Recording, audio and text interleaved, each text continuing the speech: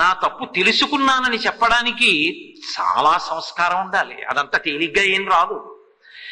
తప్పు తెలుసుకున్నానన్న వాడు ఒకడు ఎదురుగుండా ఉన్నాడు, పొంగిపోయాడంతే గణపతి. చాలరా, నీ తప్పు తెలుసుకున్నావు. నృత్యం చేశాడు ఆయన, నృత్య గణపతి స్వరూపం వచ్చింది. అంటే ఇప్పుడు ఆయన ఎంత ప్రసన్న హృదయుడు. తనకి కలిసి రాలేదు, అవతలవాడు తప్పు తెలుసుకున్నాడు, ఆయన పొంగిపోయాడు. అలాంటి వాడి కాళ్ళు పట్టుకోవడానికి నీకేమిటి కష్టం? అందుకని నృత్య గణపతి. సంస్కృతి వర్ధిల్లినంత కాలం, సంస్కృతి దేశంలో నిలబడినంత కాలం, వ్రణముల వంటి దుర్మార్గులు కొంతమంది బయలుదేరిన శరీరానికి కలిగేటటువంటి పీడ సంబంధమైనటువంటి వ్యాధుల వంటి కొంతమంది దురాచార తత్పరులు ప్రవర్తిల్లిన దాని వలన సంస్కృతికి వచ్చేటటువంటి దోషం ఉండదు. అది దిద్దబడుతుంది, సంస్కృతి నిలబడుతుంది. సంస్కృతే నశించిపోయిందనుకోండి, ఆ సంస్కృతికి అవకాశం లేకుండా పోయిందనుకోండి, క్రమక్రమంగా దేశ సంస్కృతి కబళింపబడిందనుకోండి, అప్పుడు అసలు గుండెకాయ మీదే దాడి జరుగుతోంది. ఇక ఆ దేశము ఉన్నప్పటికీ ఆ దేశ సంస్కృతి చిన్నాభిన్నమైపోయిన నాడు, రూపు మాసిపోయిన నాడు ఆ దేశపు కీర్తి తరిగిపోతుంది, ప్రజలలో విత్సలవిడితనం పెరిగిపోతుంది. అది చిట్ట చివరికి అనాచారానికి, పతనానికి కారణమవుతుంది. అందుకే సంస్కృతి అనేటటువంటి మాట పట్ల, ఆ దేశంలో ఉండేటటువంటి కళల పట్ల అటువంటి శ్రద్ధాసక్తులను రాజులు పరిపాలించనివ్వండి, ప్రజాస్వామిక ప్రభుత్వాలు పరిపాలించనివ్వండి, విశేషమైనటువంటి ప్రాధాన్యతనిచ్చి కాపాడుకోవడం ఒకెత్తైతే, ప్రజలు తమంత తాముగా తమ కళల పట్ల, తమ సంస్కృతి పట్ల జాగరూకులై దాన్ని రక్షించుకునేటటువంటి ప్రయత్నం చెయ్యడం ప్రధానమైనటువంటి అంశంగా ఎప్పుడూ కూడా ప్రకాశిస్తూ ఉంటుంది. ఇందులో మీరు భారతీయ సంస్కృతికి సంబంధించినటువంటి వైభవంలో మీరు ఏది చూడండి, రెండు అంశములు ఇమిడి ఉంటాయి. పైకి బాహ్యంలో మనోరంజకత్వం ఉంటుంది. రంజకత్వం లేకుండా అసలు కళ ఉండదు. మనసుని రంజింప చెయ్యాలి, అందుకని మనోరంజకత్వం ఉంటుంది. కేవలం మనసుని రంజింప చేయడం కోసం హద్దు లేకుండా, పరిధి దాటిపోయి, అర్థం లేకుండా ఎంత దిగజారుడుతనానికైనా కిందకొచ్చేసి, ఇదిగో ఇప్పుడు మేము అవతల వారి యొక్క మనసు రంజింప చేయగలిగాము అన్న మాట అనడం మాత్రం ఇక్కడ కళల యందు ఉండదు. బాహ్యమునందు కళ యొక్క ప్రయోజనం మనోరంజకత్వమైన, తుట్టతుల ప్రయోజనం మాత్రం పరమేశ్వరుడి యందు ఐక్యమవడం. ఈ దేశ సంస్కృతికి ఉన్న గొప్పతనం అంతా ఎక్కడుంది అంటే, భగవంతుణ్ణి విశ్వసించి వాడొకడున్నాడు అని నమ్మి వాడి యందు కలిసిపోవడానికి ప్రయత్నించడం. మనుష్య శరీరం అంత తేలికగా లభ్యమయ్యేటటువంటిది కాదు. ఎన్నో కోట్ల జన్మలు మారిపోయిన తరువాత తుట్టతుదకు మనుష్య శరీరంలోకి వస్తాడు. కాబట్టి అపురూపమైనటువంటి ఈ మనుష్య శరీరాన్ని దేని కొరకు వినియోగించాలి అంటే, కడపటి ప్రయోజనం, తుట్టతుద ప్రయోజనం భగవంతుని యందు ఐక్యమగుటయే. దాని కొరకు ఉపాసన, దాని కొరకు అనుష్ఠానము, దాని కొరకు సాధన, దాని కొరకు సమస్తమైన కళలు, దాన్ని అందించడానికి సంస్కృతి తప్ప తద్భిన్నమైనటువంటి రీతిలో కేవల మనోరంజకత్వం కోసమని దేనిని ప్రతిపాదన చేయరు.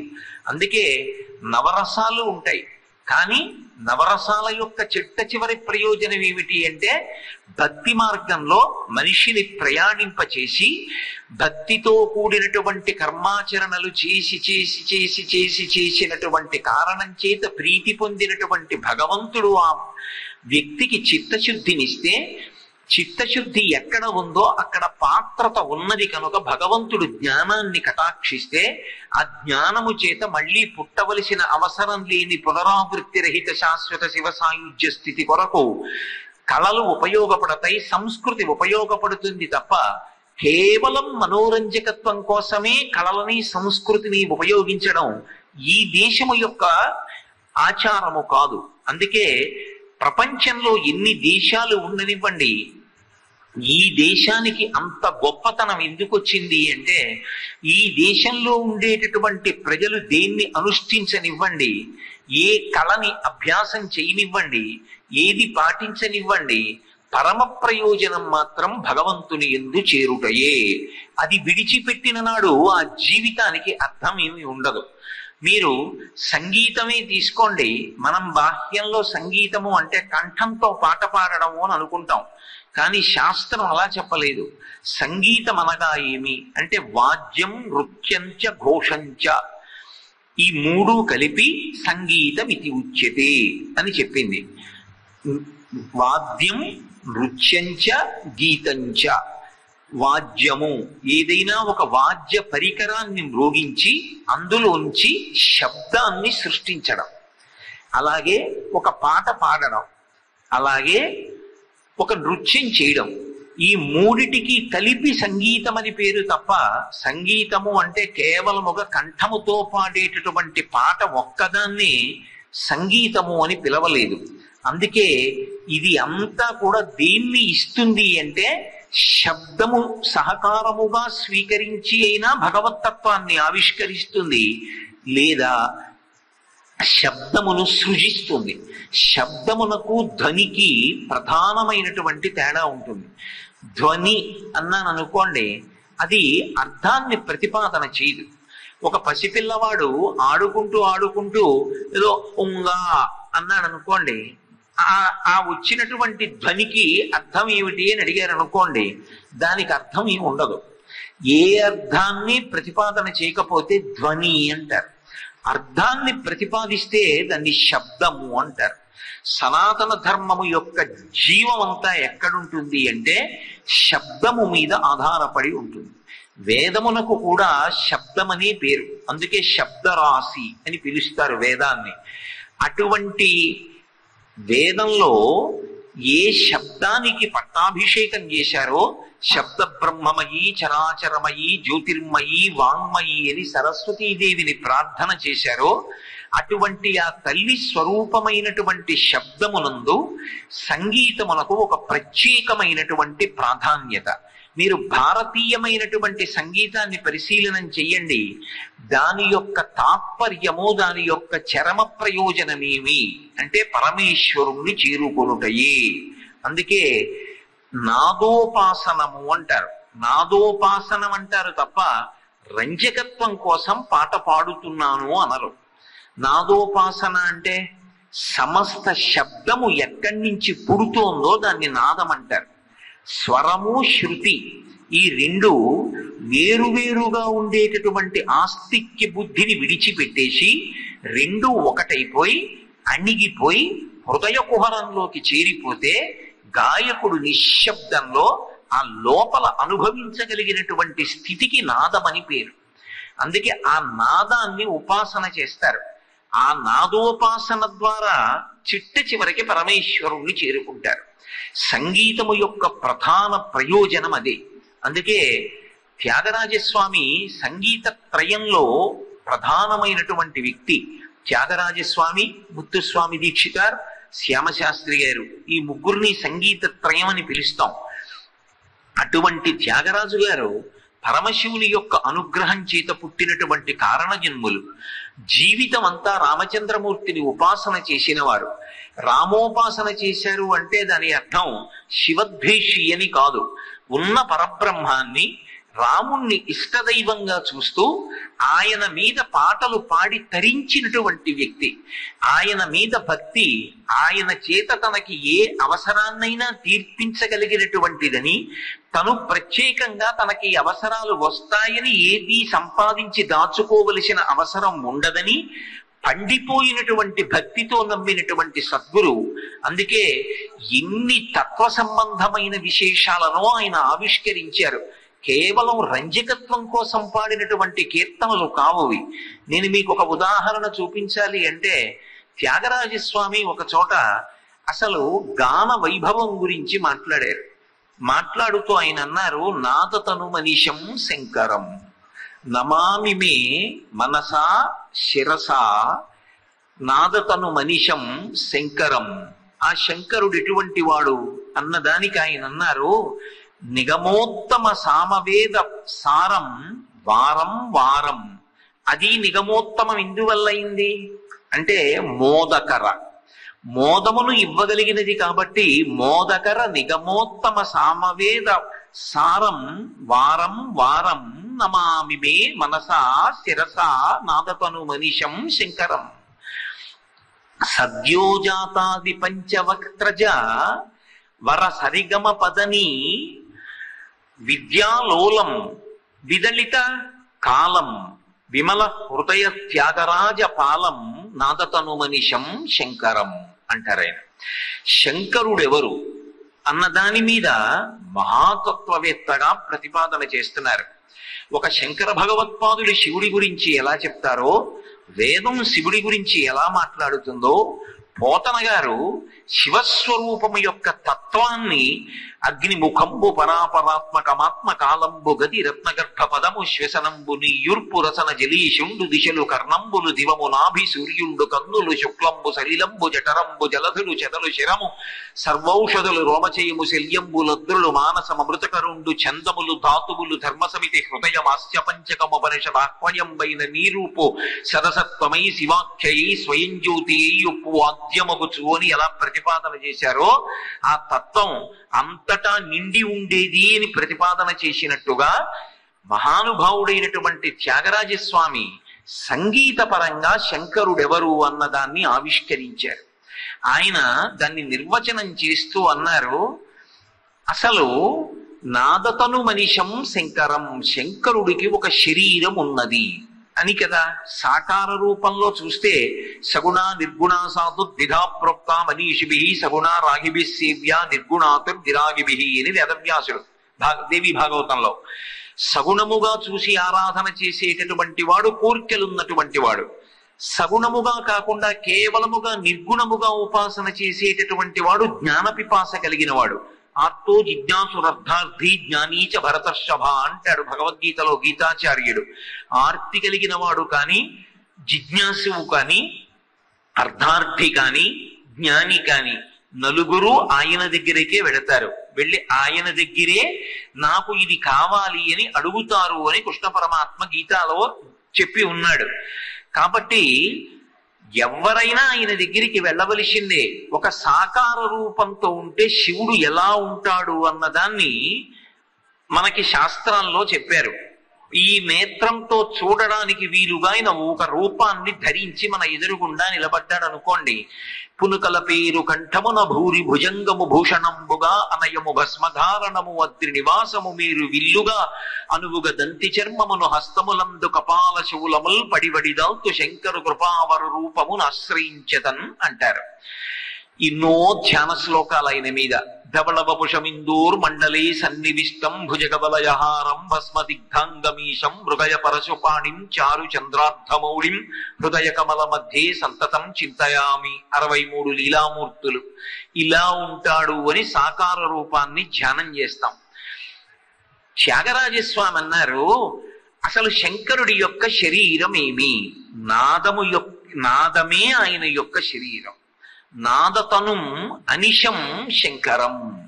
అనిశం సర్వకాలములయందు కూడా ఆ నాదము ఆయన యొక్క శరీరముగా ఉంటుంది అని ప్రతిపాదన చేస్తూ, ఆయన దేని చేత ప్రీతి పొంది ఉంటాడు, ఆయన ఎలా రాశీభూతమవుతాడు అన్న దాని గురించి మాట్లాడుతూ, మోదకర నిగమోత్తమ సామవేద సారం వారం వారం నమామి మే మనసా శిరసా. ఎంత అద్భుతంగా మాట్లాడారంటే, నమామి మే నేను నమస్కరించుచున్నాను. ఎలా? మనసా శిరసా, శిరస్సు ఉంచి నమస్కరిస్తున్నాను, మనసుతో నమస్కరిస్తున్నాను. మరి త్రికరణములు ఏకీకృతం ఎక్కడయ్యాయి? 3 ఏకీకృతం అయితే తప్ప అది నమస్కారం కాదు. 3 ఏకీకృతం అవ్వాలంటే మనస్సు, శరీరము, వాక్కు ఈ 3 ఒకటి కావాలి. ఆయన మనసా అంటే లోపల పరమశివుని యొక్క వైభవాన్ని ఊహ చేస్తున్నారు. అందుకని ఆ తత్వాన్ని పరిశీలనం చేసి శిష్యులకు ఆవిష్కరిస్తున్నారు కనుక మనసా బాగుంది. శిరస, శిరస అన్నమాట శరీరానికి గుర్తు. శరీరాన్నంతటినీ ఉంచి నమస్కరించుచున్నాను అని. కరాభ్యాం కర్ణాభ్యాం ప్రణామోష్టాంగముచ్యతే అంటూ ఆ సాష్టాంగ నమస్కారం చేస్తాం కదా స్వామివారి దగ్గరికి వెడితే. అలా శిరస తల ఉంచి నమస్కరిస్తున్నాను. నేల మీద పడి సాష్టాంగం చేయడానికి అవకాశం లేనప్పుడు ఉత్తరక్షణం నమస్కారం చేద్దాం అనిపించినప్పుడు ఇలా రెండు చేతులు కైమోడ్చి శిరసు తగిలేటట్టుగా ఇలా వంగి నమస్కారం చెయ్యమని శాస్త్రం ప్రతిపాదన చేసింది. అందుకని శిరస. మరి వాక్కు పాడట్లా? కీర్తన పాడట్లేదు, వాక్కు లేకపోవడం ఏమిటి? కాబట్టి ఇప్పుడు వాక్ రూపంగా మనసుని శిరస్సుని మూడిటిని కలిపి శివునకు నమస్కరించుతున్నాను. ఎవరైనా మోదకర, మోదము అంటే హర్షము, సంతోషం. సంతోషం ఇవ్వగలిగినది శాంతి అని పేరు. పర్యాయ పదం ఏమిటి అంటే శాంతి. శాంతి అన్న మాటకు అర్థం ఎంత అనుభవించండి దాని ఎందు రుచి తీరదు. ఎంత హాయిగానో ఉన్నట్లు అనిపిస్తుంది. ఉన్నట్లు అనిపించడం కాదు, అసలు నిజంగా పరమ ప్రశాంతంగా ఉండగలిగినటువంటి స్థితి కన్నా కూడా సుఖకరమైనటువంటి స్థితి వేరొకటి ఉండదు. అటువంటి శాంత స్థితి అన్న మాటకు అర్థం మనసు కదలకుండా ఉండడం. నీళ్ల కొలను ఒకటి ఉందనుకోండి, మీరు అక్కడికి వెళ్ళి ఓ రాయి వేస్తే దానికి కెరటములు వస్తాయి. అలా కదిలితే ఉపాసన యందు షోడశోపచారాలతో మనసుని కదిపి మళ్ళీ పరమేశ్వరుడి దగ్గరికి తీసుకొస్తున్నాడు. ధ్యానమునందు మగ్నమైపోయాడు అనుకోండి, మనసు కదలకుండా పరమేశ్వరుణ్ణి పట్టుకుందనుకోండి, అలా ఉన్నప్పుడు పరమ సంతోషం ఇక్కడే ఉద్భుతమవుతుంది. అందుకే సంస్కృతి అన్న మాటకు అర్థం ఏమిటంటే తడి కలిగి ఉండుట అని ఒక అర్థం. ఆర్ద్రత అని. ఒక విత్తనానికి తడి తగిలింది అనుకోండి, అందులోంచి అంకురం వస్తుంది. కళకి సంస్కృతికి ఉండే గొప్పతనం ఏమిటంటే అది అవతల వారి మనస్సులో మంచి అధ్యవసాయముతో కూడుకున్నటువంటి బుద్ధిని నింపుతుంది, శాంతాన్ని నింపుతుంది. శాంతం ఇవ్వగలిగినటువంటి వేదం ఏది? సామవేదం. అందుకే దాని పేరే సామ. సామ అన్న మాటకు అర్థం శాంతి అని. సామగానం చేస్తే వెంటనే శాంతి కలుగుతుంది అని. అందుకే సామగానం దీర్ఘంగా ఊపిరిని పట్టి చెయ్యాలి. అంత స్వరంతో సామగానం చేయడంలో ఒక్కొక్కసారి ఊపిరి బిగపట్టడం కష్టం అవుతుంది, అప్పుడు స్వరభంగం అవుతుంది. మిగిలిన వేదమంత్రాలు చదివేటప్పుడు స్వరభంగాన్ని అనుమతించారు. సామవేదం చదివేటప్పుడు కించిత్ స్వరభంగం జరిగితే దాన్ని పట్టించుకోకూడదు. ఎందుకంటే ఊపిరిని అంత దమ్ము పట్టి అంత జాగ్రత్తగా అంత దీర్ఘంగా పలుకుతారు సామవేదం దగ్గరికి వచ్చేటప్పటికి. అందుకే వేదానాం సామవేదోస్మి అంటాడు కృష్ణ భగవానుడు.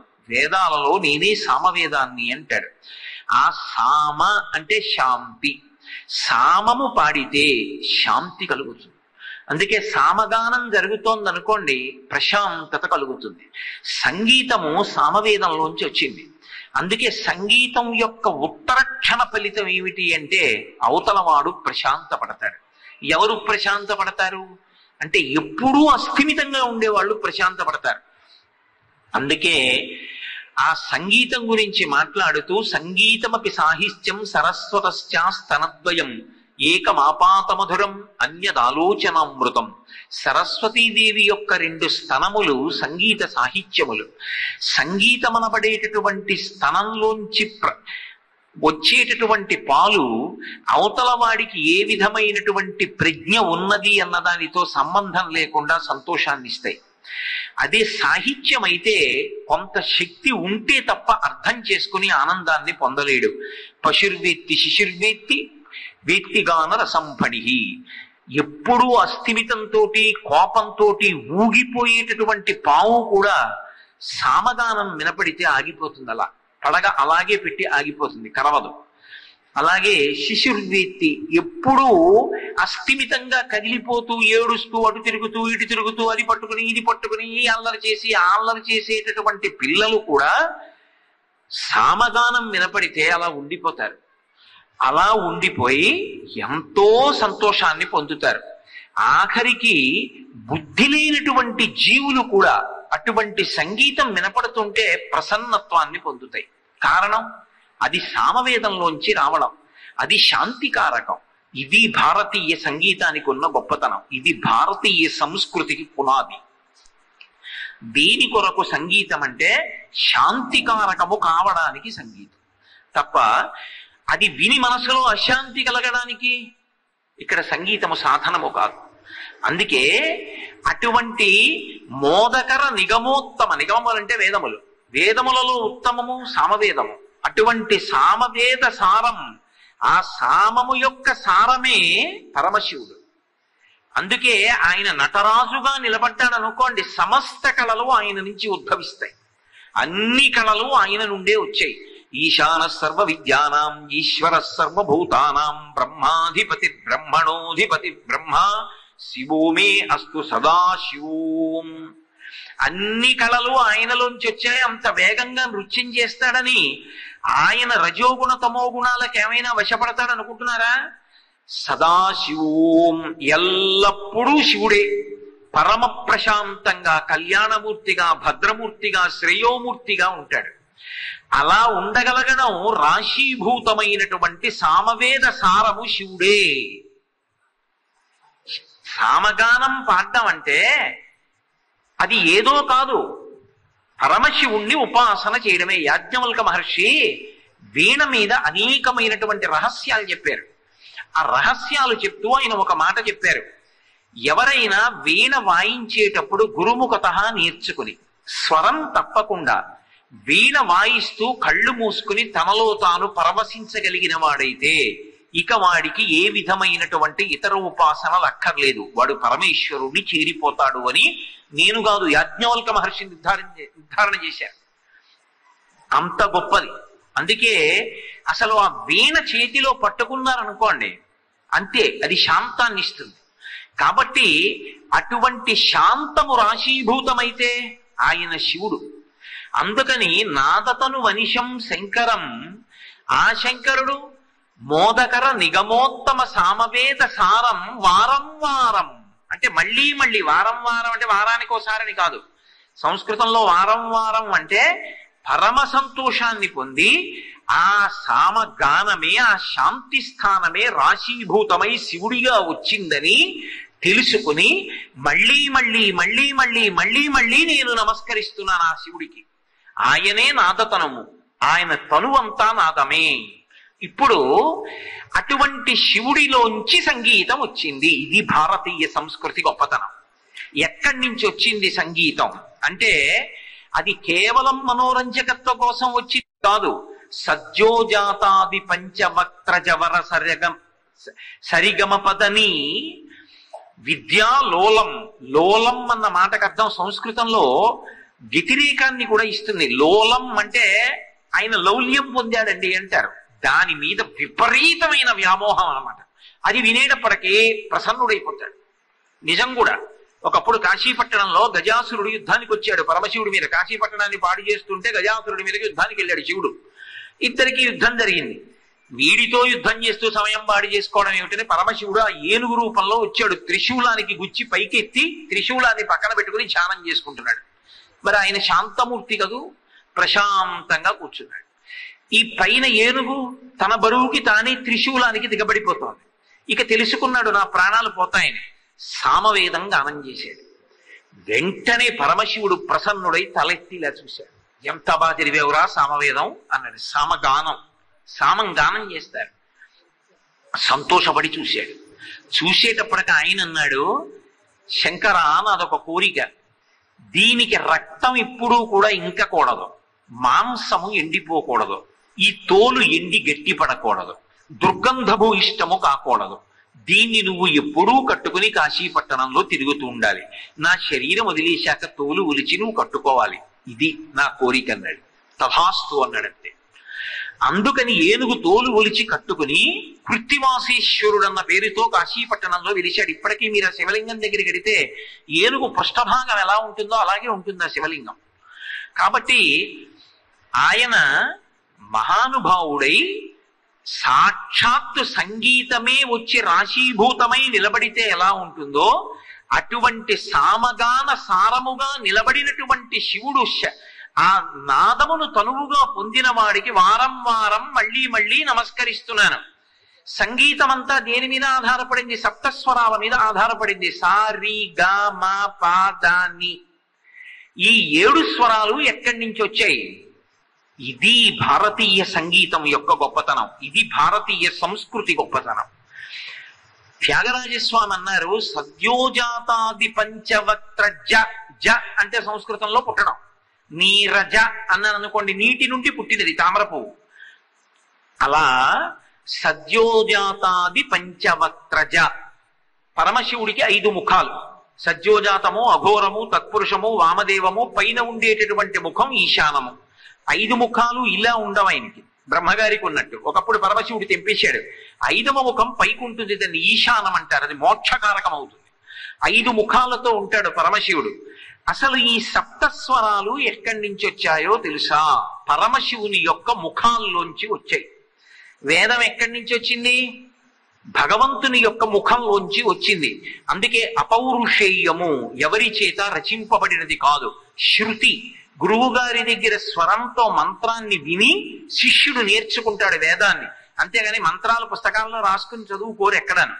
అటువంటిది వేదము ఎలా భగవంతుని యొక్క ముఖము నుండి వచ్చినదో, అలాగే సంగీతం అంతా కూడా ఏ 7 స్వరాల మీద ఆధారపడిందో ఆ 7 స్వరాలు పరమశివుని యొక్క 5 ముఖములు. సద్యోజాతాది పంచవక్త్రజ, సద్యోజాతము మొదలైనటువంటి 5 ముఖముల నుండి వచ్చాయి. బాగుంది, 5 ముఖముల నుండి వస్తే మరి 7 స్వరాలు ఉన్నాయిగా. ఏ స్వరం పరమశివుని యొక్క ముఖంలోంచి వచ్చింది? ఏ ముఖం పరమశివుని యొక్క ముఖంలోంచి రాకుండా ఉన్నవి 2 ఉన్నాయి. ఎందుకని? అవి పరమశివుని ముఖంలోంచి వచ్చాయి అంటే వాటికన్నా ముందు శివుడు ఉన్నాడుగా.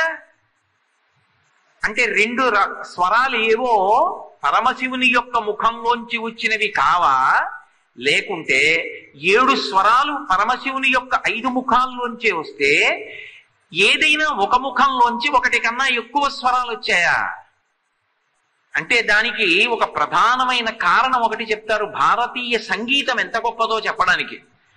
సప్తస్వరాలకి షడ్జము, రిషభము, అలాగే గాంధారము, మధ్యమము, పంచమము, దైవికము, దైవతము, నిషాదము అని 7 స్వరాలు.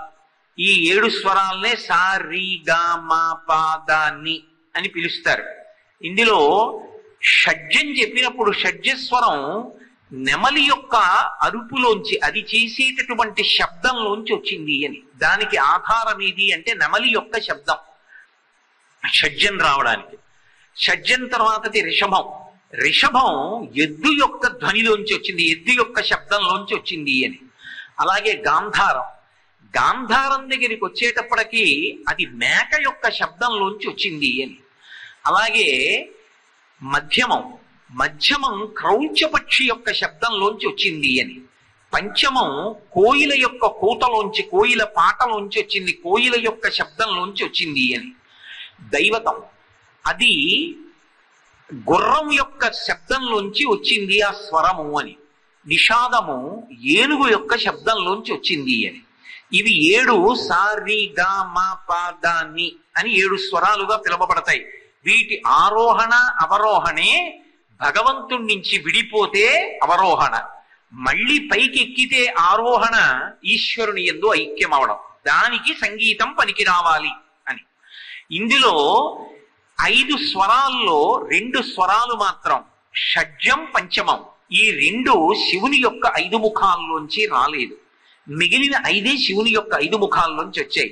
ఆ రెండు పరమశివుడు ఎప్పుడున్నాడో అప్పుడే ఉన్నాయి ఆ 2 స్వరాలు. అందుకే షడ్జం, పంచమం ప్రకృతి స్వరాలు, మిగిలిన 5 వికృతి స్వరాలు. వికృతి స్వరాలు శివుని యొక్క ముఖంలోంచి వచ్చాయి. ప్రకృతి స్వరాలు 2 అనాది, అవి ఎప్పుడున్నాయో ఎవ్వరికీ తెలియదు. భగవంతుడు ఎప్పుడున్నాడని నువ్వు పిలుస్తున్నావో ప్రకృతి స్వరాలు 2 కూడా సాప, ఈ 2 అలాగే అనాదిగా ఎప్పటి నుంచో ఉన్నాయి.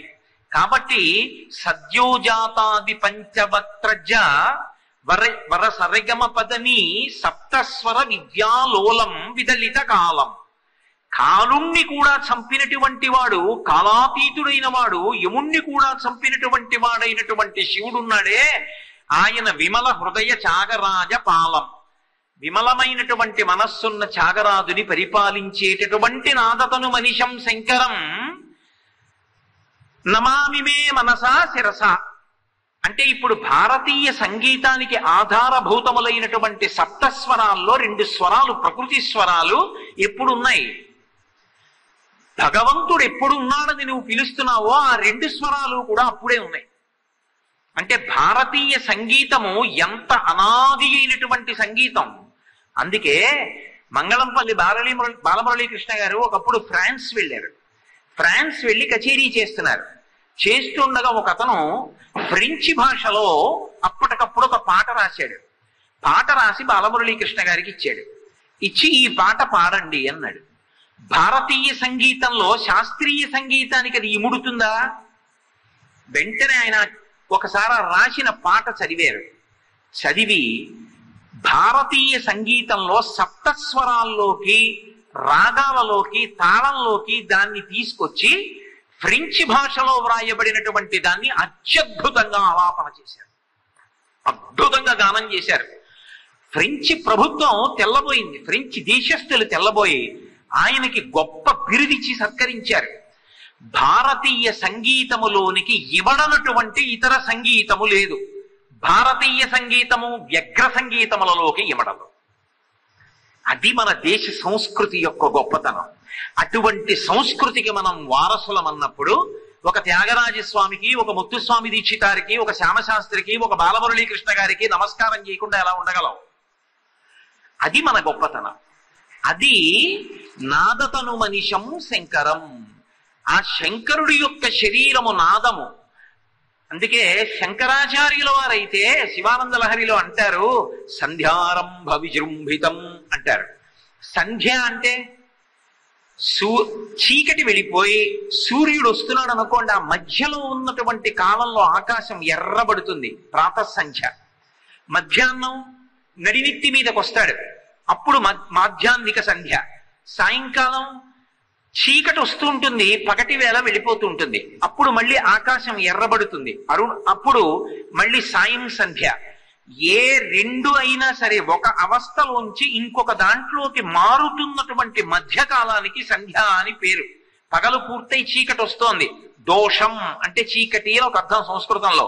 ప్రదోషం చీకటికి ముందు వెలుతురు అస్తమిస్తున్నటువంటి కాలం. ఈ రెండిటికి మధ్యలో ఉంది కాబట్టి ప్రదోషం సంధ్యాకాలం. అటువంటి సంధ్యాకాలం ఒకటి ఉంటే తప్ప అసలు విజృంభణం అన్నది ఉండదు. సంధ్యాకాలమునందు నిశ్శబ్దం ఉంటుంది. ఇప్పుడు నేను ఉపన్యాసం చెప్తున్నాను అనుకోండి, నేను ఉపన్యాసం ప్రారంభం చేసిన దగ్గర నుంచి ఉపన్యాసానికి మంగళం చెప్పే వరకు ఏకధాటిగా చెప్పను. ఎందుకు చెప్పను అంటే, నేను ఉపన్యాసం చెప్పాలి అంటే నా లోపల ఊపిరి ఉండాలి. ఆ ఊపిరిని వాక్కుగా వ్యయం చేస్తే మాట్లాడతాను. మాట్లాడాలి అంటే నా ఊపిరి అయిపోతుంది అనుకోండి, వాక్య నిర్మాణంలో అస్తవ్యస్తంగా ఉండకుండా ఉండడానికి అర్థ ప్రతిపాదకంగా నేను వాక్యాన్ని ఎక్కడ ఆపచ్చో చూసుకుని అక్కడ ఒక్కసారి ఆపి ఊపిరి తీసుకుంటాను. ఆ ఊపిరి తీసుకుంటున్నప్పుడు నిశ్శబ్దం ఉంటుంది, వాక్య నిర్మాణం ఉండదు, శబ్దం ఉండదు బయట. కానీ దాన్ని నిశ్శబ్దం అందరూ వాక్యమనే అంటారండి. అప్పుడు మేము మాట్లాడుకోవచ్చా అండి అని ఎవరు అడగరు. ఆ మధ్యలో ఉన్న నిశ్శబ్దం ఉందే అది ఉపన్యాసంలోకి వెళ్ళిపోయినట్టే. ఆ నిశ్శబ్దం లేకపోతే వాక్యాన్ని నిర్మించడం కుదురుతుందా? మాట్లాడగలనా? మాట్లాడలేను. ఊపిరి తీసుకోవడానికి వ్యవధానం తీసుకుంటే మళ్ళీ లోపల నుంచి వాక్కులు పైకొస్తాయి.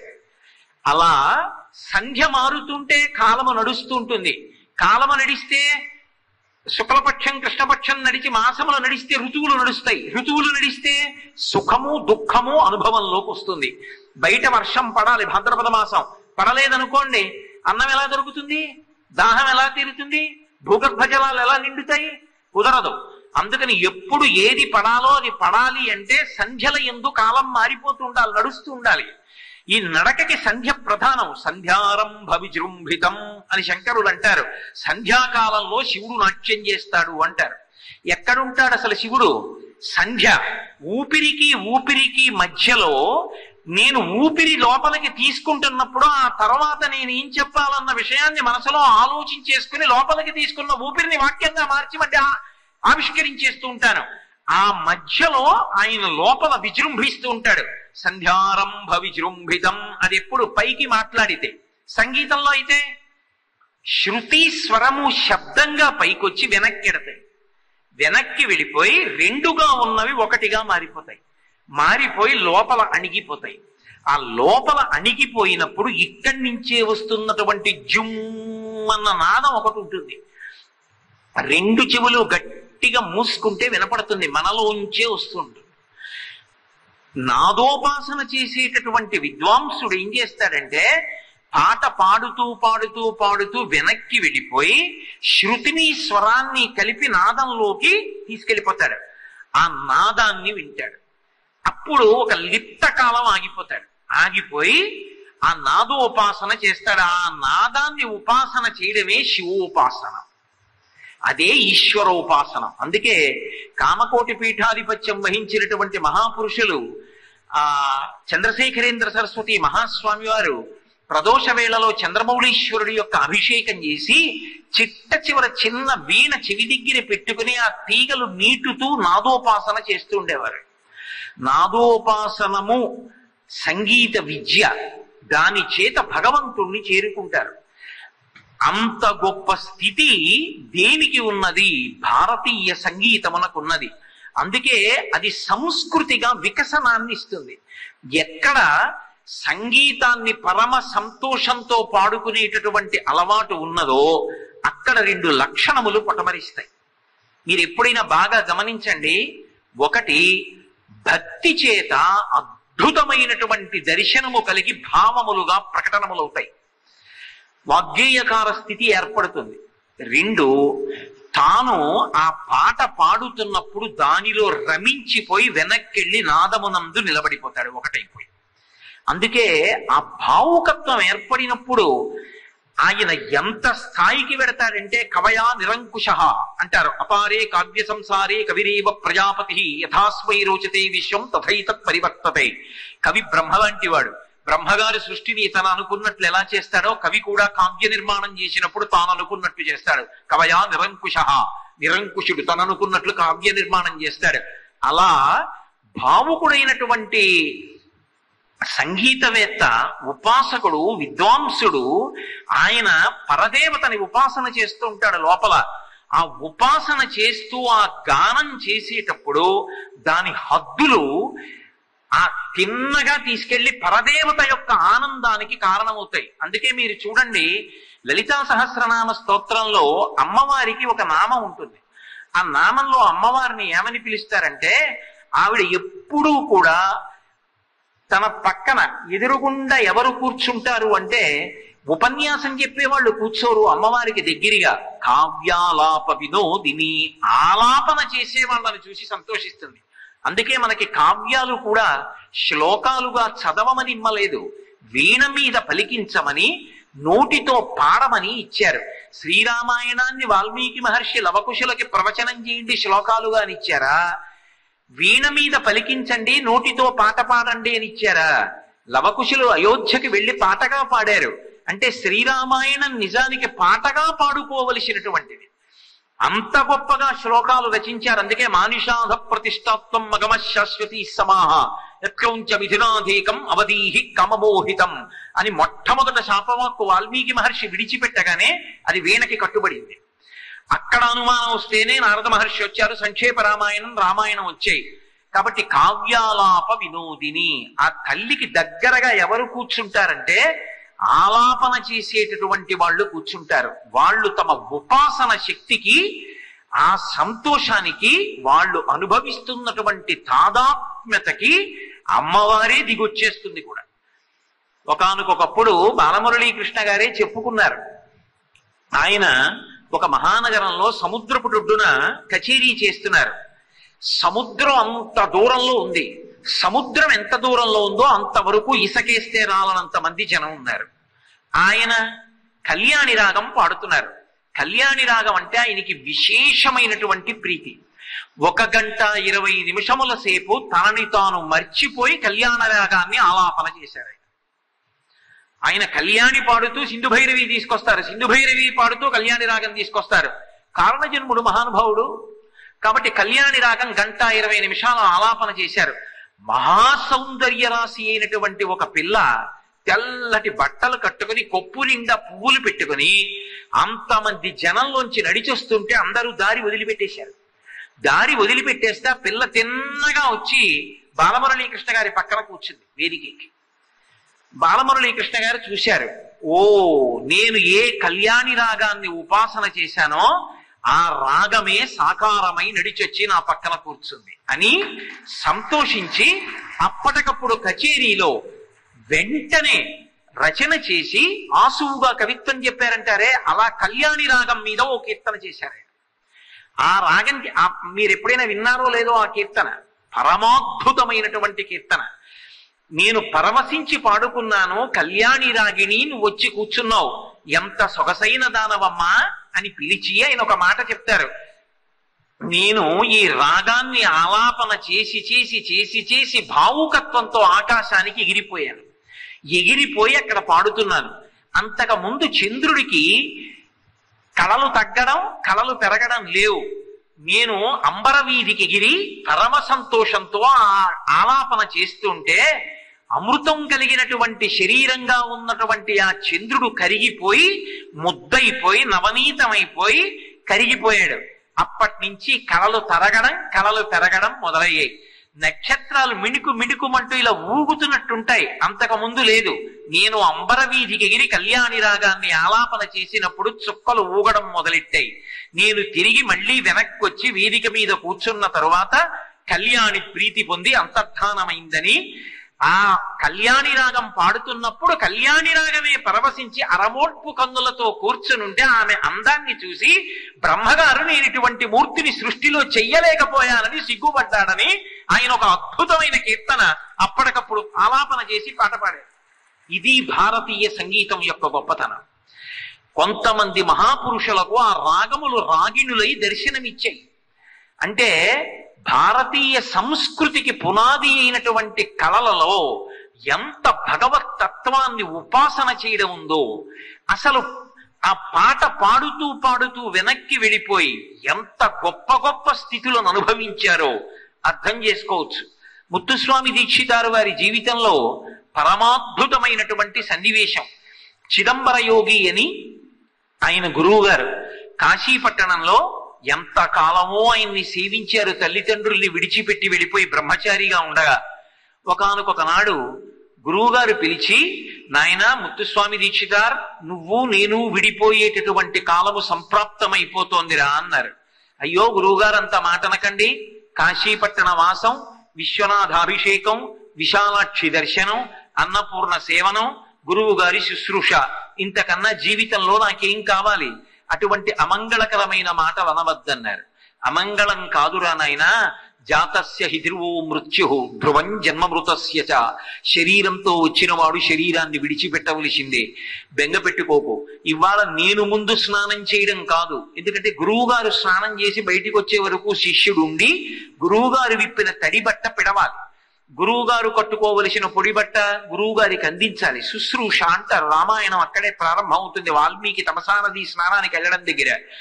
కాబట్టి గురువు గారు నేను మీ శుశ్రూష చేసుకుంటానని వారు దీక్షితారు వారు. ఆ రోజున చిదంబరనాథ యోగి అన్నారు, ఇవాళ నేను కాదు, నువ్వు ముందు స్నానం చెయ్యి, కొంచెం లోపలికి వెళ్ళు, గంగలోకి మునుగు, చేతులు పెట్టి తడు, నీకేది కనపడితే పైకి తీ అన్నారు. గురువు గారి ఆజ్ఞ మేరకి ముత్తుస్వామి దీక్షితారు వెళ్లి గంగా నదిలో మునిగారు. మజ్జనం అంటారు, తల మునగాలి. స్నానం చేసి చేతులు పెట్టి తడిమారు. చేతికి ఏదో తగిలింది, పైకెత్తారు. యాళి అని పౌరాణిక మృగం, ఇప్పటికీ కంచి వరదరాజస్వామి దేవస్థానంలో స్తంభాల మీద అద్భుతంగా చెక్కబడి ఉంటుంది. ఆ యాళి అన్ని వీణలకి కిందకుంటుంది, ఇలాగా యువతల పెద్ద గుమ్మడికాయ వంటి ఇది ఉంటుంది, యువతల వైపు చిన్న గుమ్మడికాయ ఉంటుంది ఉండి వీణ మీద ఇలా చివరికి కిందకి చూస్తూ ఉంటుంది. దాన్ని యాళి, పౌరాణిక మృగం అంటారు దాన్ని. ఒక్క దీక్షితారు వారికి గంగా ప్రసాదంగా దొరికినటువంటి వీణకి మాత్రం యాళి పైకి ఉంటుంది. అందుకే మీరు ఎప్పుడైనా దీక్షితారు వారి యొక్క మూర్తిని చూడండి, ఆ మూర్తిలో ఆయన పట్టుకున్నటువంటి వీణ యాళి పైకి ఉంటుంది. ఇలా అందరి వీణల్లా కిందకు ఉండదు. దాని మీద శ్రీరామ అని వ్రాయబడి ఉంది. గంగా ప్రసాదం ఆ వీణ తెచ్చుకున్నారు. ఎంతటి అద్భుతమైన జీవితాలు గడిపారంటే నిత్యతృప్తులు. నాకు ఇది లేదన్న భావన లేదు. ఆ సంగీతం పాడుకుంటూ పరవశించిపోయేవారు. ఆ పరవశించిపోవడంలో నాకు ఇది ఉందా ఇది లేదా అన్న భావన లేదు. దీక్షితారు వారి భార్యకి ఓ కోరిక పుట్టింది. అయ్యో, ఇంత గొప్ప వాగ్గేయకారుడే నా భర్త, చక్రవర్తులు కూడా నమస్కారం చేస్తారే, బంగారు నగలు పుచ్చుకుంటే రాజుల దగ్గర ఒంటి నిండా పెట్టుకోవచ్చు, ఈయనకి ఆ కోరిక కలగదు, ఎప్పుడూ అమ్మవారి మీద అలా కీర్తనలు చేసుకుంటూ ఉంటారని ఒక రోజు అడిగింది. ఏమండి, లక్ష్మీదేవి మీద కీర్తన చేయకూడదా? ప్రసన్నురాలై నాకు నగలిస్తుందని. అలాగే కీర్తన చేస్తాను లేవే అని దీక్షితారు వారు ఆ రాత్రి లక్ష్మీదేవి మీద కీర్తనలు చేసి పడుకున్నారు. పడుకుంటే ఆ రోజు రాత్రి దీక్షితారు వారి భార్య కలలో దీక్షితారు వారు లక్ష్మీదేవిగా కనపడ్డారు.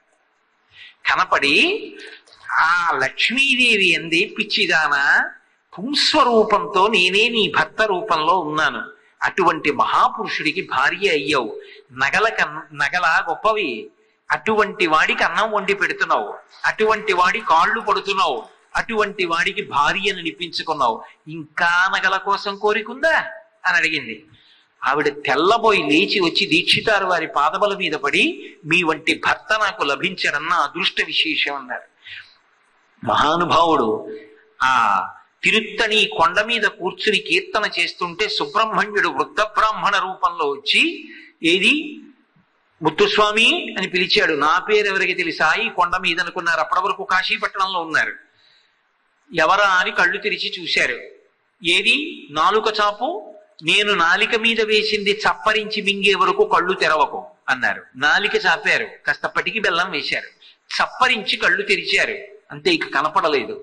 ఓ సుబ్రహ్మణ్యుడే బ్రాహ్మణ రూపంలో వచ్చి నా నాలుక మీద పంచదార పటికి బెల్లం గడ్డలు వేశాడని వెంటనే ఆ తిరుత్తణి కీర్తనలు అంటారు. సుబ్రహ్మణ్యేశ్వర స్వామి వారి మీద కీర్తనలు చేశారు. చిట్ట చివర కూడా పశుపాశ విమోచని కామాక్షి అని కీర్తన చేస్తూ, అమ్మా కామాక్షి, పశుపాశములను కోసివెయ్యగలిగినటువంటి దానివి.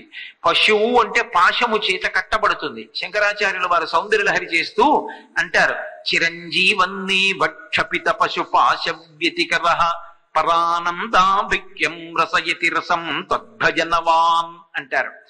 పశుపాశములను తెగ కోసేస్తుంది తల్లి. మనందరం పశువులమే, మీరు మరోలా అనుకోకపోతే. పశువు అంటే పాశము చేత కట్టబడుతుంది. నాకు పాశమే ఉందండి అంటారేమో. మనం చేసుకున్నటువంటి కర్మలే, గత జన్మ కర్మలే మనకి పాశములు. అది జన్మ స్తంభం, దానికి కట్టబడడం జనన మరణములు. అలా తిరుగుతూ ఉంటాం చేసుకున్న కర్మల యొక్క ఫలితాన్ని అనుభవిస్తూ. కర్మపాశములను తెగ కోసి నువ్విక పశువువి కాదని పశుపతి యందు కలిపేస్తుంది ఆ తల్లి. అటువంటి అద్వైత మోక్షాన్ని ఇవ్వగలిగినటువంటి తల్లి, కైవల్యాన్ని ఇవ్వగలిగినటువంటి తల్లివి కామాక్షి, నా పశుపాశములను తీసేయమ్మా అని కీర్తన చేస్తున్నారు. శిష్యులందరూ ఎదురుగుండా కూర్చుని ఉన్నారు.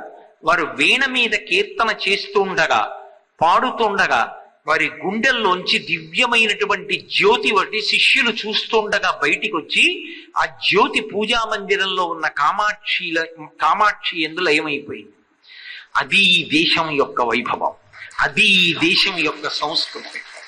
నాదోపాసన చేత తరించారు. ఎంత నిత్యతృప్తులై బ్రతికారంటే వాళ్ళ తృప్తికి కారణం ఎంత సంపాదించామన్నది కాదు, ఎంత గొప్పగా ఈశ్వరుణ్ణి సేవించుకున్నామన్నది. అందుకే త్యాగరాజస్వామి భిక్షాటన కొరకు వెడుతుంటే మహారాజ ప్రతినిధులు వచ్చి రత్నాలు వేస్తే, ఇవి తింటానా ఏమి అని పెంట కుప్పలో పారేసి, నిధి చాలా సుఖమా, రాముని సన్నిధి చాలా సుఖమా అని కీర్తన చేసుకున్నారు మహానుభావుడు. మన దేశంలో సంగీత విద్వాంసులు అంటే నాదోపాసన చేసి పరమేశ్వరుని యందు చేరిపోవడానికి దాన్ని ఒక సాధనంగా స్వీకరించారు. బాహ్యమునందు రంజకత్వం ఉంటుంది, రంజకత్వం లేకపోవడం అనేటటువంటిది ఉండదు. మనస్సుకి ఉల్లాసం కల్పిస్తుంది, కానీ అది దాని యొక్క పరమ ప్రయోజనం మాత్రం కాదు. దాని పరమ ప్రయోజనం ఏది? ఈశ్వరుని యందు చేరిపోవుటయే. అందుకే ఉపాసన అన్న మాట సంగీతానికి కూడా అన్వయమైంది. ఉప ఆసన, ఆసన అంటే ఇది. ఇందులో నిలబడ్డాననుకోండి, నేను అక్కడ ఉంటానని నమ్మకం లేదు, వెళ్ళిపోవచ్చు. నేను అక్కడికి వెళ్ళి జ్యోతి ప్రజ్వలన చేశాను, అక్కడ ఉన్నానా? కదిలి వచ్చి ఇక్కడ ఉన్నాను, ఇందులో కూర్చున్నాను అంటే కొంతసేపు ఉంటాను. కొంతసేపు ఉండి మంగళం చెప్పి లేచాను అనుకోండి, ఇక ఇక్కడ ఉన్నాను, వెళ్ళిపోతాను. కూర్చున్నాడు, అక్కడ ఉంటాడు. ఆసన, పరమేశ్వరుడు కూర్చుని ఉన్నాడు ఎక్కడ? ఇక్కడ. ఇక్కడే కూర్చున్న పరమేశ్వరుణ్ణి తెలుసుకోవడానికి అంతర్ముఖత్వాన్ని పొంది దగ్గరగా జరగడం, సమీపమునకు వెళ్ళడం ఉపాసన. ఆయనకి దగ్గరగా జరుగుతున్నావు, బయట ఎక్కడ వెతుకుతావు? అంతర్ముఖ సమారాధ్య బహిర్ముఖ సుదుర్లభ, బయట దొరుకుతుంది ఆవిడ. అంతర్ముఖత్వాన్ని పొందితే దొరుకుతుంది. ఆ ధ్యానమునందు లోపలికి వెడితే ఆ నిశ్శబ్దంలో అక్కడ కూర్చుని లోపలికి ప్రయాణం చేస్తే అక్కడ ఆ అమ్మవారి యొక్క పాద మంజీరముల యొక్క సవ్వళ్ళు వింటూ మరాళి మందగమన మెల్లగా నడుస్తున్నటువంటి అమ్మవారి యొక్క పాదముల జంట వంక చూసి యోగి పారవశ్యాన్ని పొందుతాడు. అలా లోపలికి వెళ్ళారు విద్వాంసులందరూ. నాదోపాసన చేసి శబ్దము ఎక్కడి నుంచి పైకొస్తోందో ఆ స్థానానికి వెళ్ళిపోయారు. వెళ్ళిపోయి ఆ స్థానమునందు లయమైపోయారు. అందుకే భారతీయ సంస్కృతినంతటినీ ఉద్దీపింపచేసినటువంటి ప్రధానమైన కళలలో ఒకటి సంగీతం. అటువంటి సంగీతం దేనికి పనికొచ్చింది అంటే భగవంతుణ్ణి చేరుకోవడానికి పనికొచ్చింది. అందుకే దాన్ని అంత పరమ పవిత్రంగా చూశారు. అసలు ఆ పాట పాడుకోవడం వచ్చినవాడు ఆ పాటకి కాసేపు ఆ స్వరాలు వేస్తూ ఆనందాన్ని పొందేస్తూ సభనంతటినీ కూడా ఎంత ఆనంద పెట్టేస్తారో. అదిగో ఆ స్థితికి వెళ్ళడం అంటే అది ఉపాసన. అది భగవతి యొక్క అనుగ్రహము ఎవరి యందు ప్రకాశిస్తుందో వారు అటువంటి స్థితికి చేరుకోగలరు. వారు అటువంటి అద్భుతమైనటువంటి స్థానమునందు నిలబడగలరు. మన ఆంధ్రదేశం నిజంగా గర్వపడాలి. చలనచిత్ర సీమలో పాటలు పాడినప్పటికీ తగినంత నేపథ్యం లేకుండా పాడలేదు. ఘంటసాల వెంకటేశ్వరరావు గారిని తీసుకోండి, లేదా ఎస్పి బాలసుబ్రహ్మణ్యం గారిని తీసుకోండి. బాలసుబ్రహ్మణ్యం గారి తండ్రి గారు కొన్నాళ్ల పాటు దీక్ష తీసుకుని సాంబమూర్తి గారని మహానుభావుడు నెల్లూరు పట్టణంలో వీధి తిరుగుతూ భిక్షాటన చేసి తెచ్చినటువంటి బియ్యంతో త్యాగరాజస్వామి ఆరాధనోత్సవాలు చేసేవారు. అంతటి మహాభక్తుడు, హరికథ చెప్పేవారు. ఆయన చేసినటువంటి త్యాగరాజోపాసన ఫలితమే ఆయన కడుపున ఇవాళ ప్రపంచ ప్రఖ్యాతి వహించినటువంటి మహా సంగీత విద్వాంసుడు ఎస్పి బాలసుబ్రహ్మణ్యం గారు పుట్టి ఆయన మన తెలుగువాడు అని చెప్పుకుని మనందరం సంతోషపడుతున్నామంటే త్యాగరాజస్వామి అనుగ్రహం, సాంబమూర్తి గారు చేసినటువంటి ఉపాసన. అలాగే ఎక్కడెక్కడ ఎవరు సంగీతంలో చేసిన ఉపాసన ఉత్తినే పోలేదు. భగవద్భక్తిలో రామనామం పట్టుకున్నవాడు, పరదేవతని పట్టుకున్నవాడు, పరమేశ్వరుడి పాదాలు పట్టుకున్నవాడు, శ్రీ మహావిష్ణువుని పట్టుకున్నవాడు ఏ స్థానానికి చేరాడో, తన వెనక ఉన్న వాళ్ళని ఎలా రక్షించాడో, నాదోపాసన చేసి సంగీతం నమ్ముకున్న వాళ్ళని కూడా అలాగే కాపాడాడు. మీకెక్కడి వరకు అక్కర్లేదు.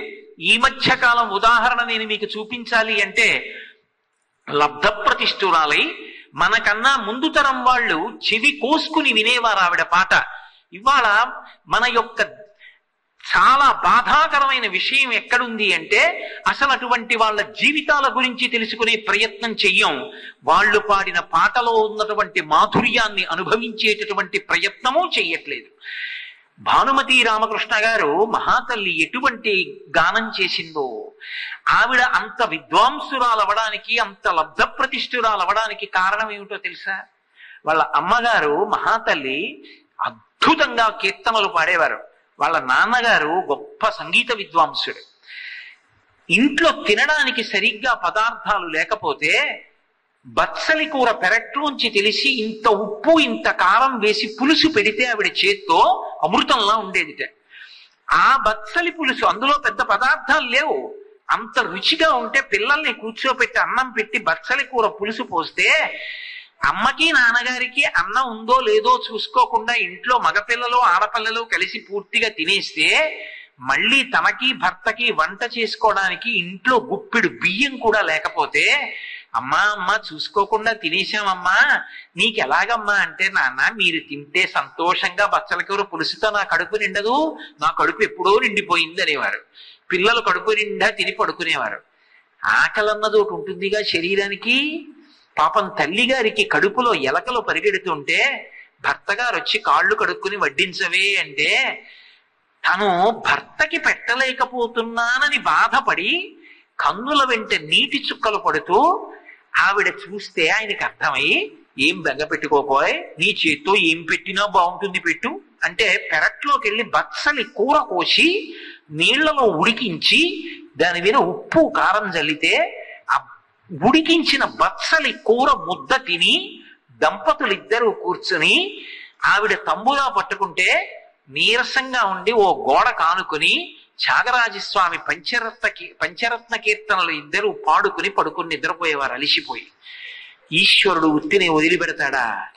ఆ భార్యాభర్తలు చేసిన ఉపాసన ఫలితం. ఆ భానుమతీదేవి పాడినటువంటి పాటలు ఎంత గొప్పగా వింటారు. మా గోపాలకృష్ణ గారికి ఎప్పటికీ భానుమతి గారి పాటలు వింటే ఎంత సంతోషం. నేను ఎక్కడో ఒక ఊరు నుంచి ఒక ఊరికి ప్రయాణం చేస్తుంటే ఈ మధ్య కాలంలో సూర్యాపేటలో ఉపన్యాసాలు చెప్పి సికింద్రాబాద్ లో రైలు ఎక్కడానికి రాత్రి కారులో వస్తున్నాను. ఆ కారు యజమాని భానుమతి గారి పాటలు పెట్టాడు. వెంటనే నాకు మా గోపాలకృష్ణ గారు గుర్తొచ్చారు. ఎంత సంతోషంగా వినేవారో మా అమ్మగారు వాళ్ళు అందరూ. ఏమి తల్లి, ఏమి గంధర్వదానం, ఏమి ఉపాసన, ఎంత భక్తి. అది నాదోపాసనం అంటే. అంత పరమ భక్తితో పాడుకున్నారు. పాట దేని కొరకు అంటే ఆ భక్తికి ఈశ్వరుడు అనుగ్రహించేశాడు వాళ్ళని. ఘంటసాల గారి శరీరం విడిచిపెట్టి ఎన్నేళ్ళయింది? అన్నాళ్ళయ్యి ఆయన శరీరం విడిచిపెట్టేసిన ఇప్పటికీ వెంకటాచలం వెడితే ఆనంద నిలయం దగ్గర ఆయన కంఠం వినపడుతూనే ఉంటుంది భగవద్గీత రూపంతో. ఏమీ అదృష్టం చేసుకున్నావయ్యా, కీర్తి శరీరుడు కావడం అంటే ఇది కదూ. మీ శరీరం వెళ్ళిపోయి ఉండొచ్చు, మీరు చెప్పిన భగవద్గీత మీరు పాడిన పాటలు ఇప్పటికి వినపడుతున్నాయి. వెంకటేశ్వరుడు చెవి ఒగ్గి వింటున్నాడు. అది భారతీయ సంగీతం అంటే, అది మన సంస్కృతి అంటే. అందుకే అటువంటి కళాకారుల యొక్క జీవితాలు కీర్తివంతులై శాశ్వతత్వాన్ని పొందారు. అంత గొప్ప గొప్పవి. వాళ్ళు పాడిన పాటలకి పరమేశ్వరుడు కిందకి దిగొచ్చాడు. జయదేవుడు అష్టపదులు అని 8 అంగములుగా ఉండేటట్టుగా ఆయన కీర్తనలు చేశాడు. అష్టపది అంటారు దాన్ని. ఆయన అష్టపది పాడుతుంటే ఆయన భార్య పద్మావతి, ఆమె కారణ జన్మురాలు. జయదేవుడు కూడా కారణ జన్ముడు.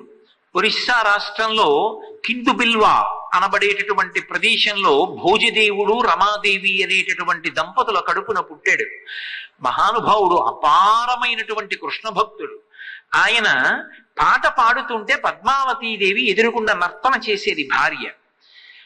ఎంత జాగ్రత్త పడేవాడంటేట కృష్ణుడు, ఆయన పాడుతున్నటువంటి అష్టపదికి నర్తన చేస్తున్నటువంటి పద్మావతీదేవి యొక్క పాదం ఎక్కడైనా భ్రంశంగా అటు ఇటు కాకుండా లయ తప్పి పడుతుందేమో అని శ్రీకృష్ణ భగవానుడు అక్కడే కూర్చుని ఆవిడ పాదంలో నర్తనలో ఎక్కడ తప్పు రాకుండా చూసుకుంటుండేవట.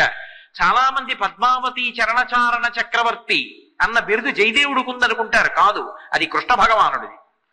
పద్మావతి చరణచారణ చక్రవర్తి. పద్మావతీదేవి యొక్క పాదములు కదులుతుంటే జయదేవుడు అష్టపది పాడుతుంటే పాదములు ఎక్కడ పొరపాటుగా పడకుండా ఖచ్చితంగా పడేటట్టుగా కృష్ణ భగవానుడి దగ్గర కూర్చుని చూసుకుంటూ ఉండేవట ఆవిడ పాదాల వంక. అందరూ ఆయన పాదాలు కాదు, ఆయన పాదాలలో 2 పాదాలలో ఒక పాదానికి ఉన్న 5 వేళ్లలో ఏదో ఒక వేలికున్నటువంటి గోటి యొక్క చివరి భాగం నుంచి వచ్చేటటువంటి కాంతి కనబడితే చాలని సంసారాలు విడిచిపెట్టి హిమాలయ పర్వతాలకు వెళ్ళి యోగులు తపస్సు చేస్తున్నారు.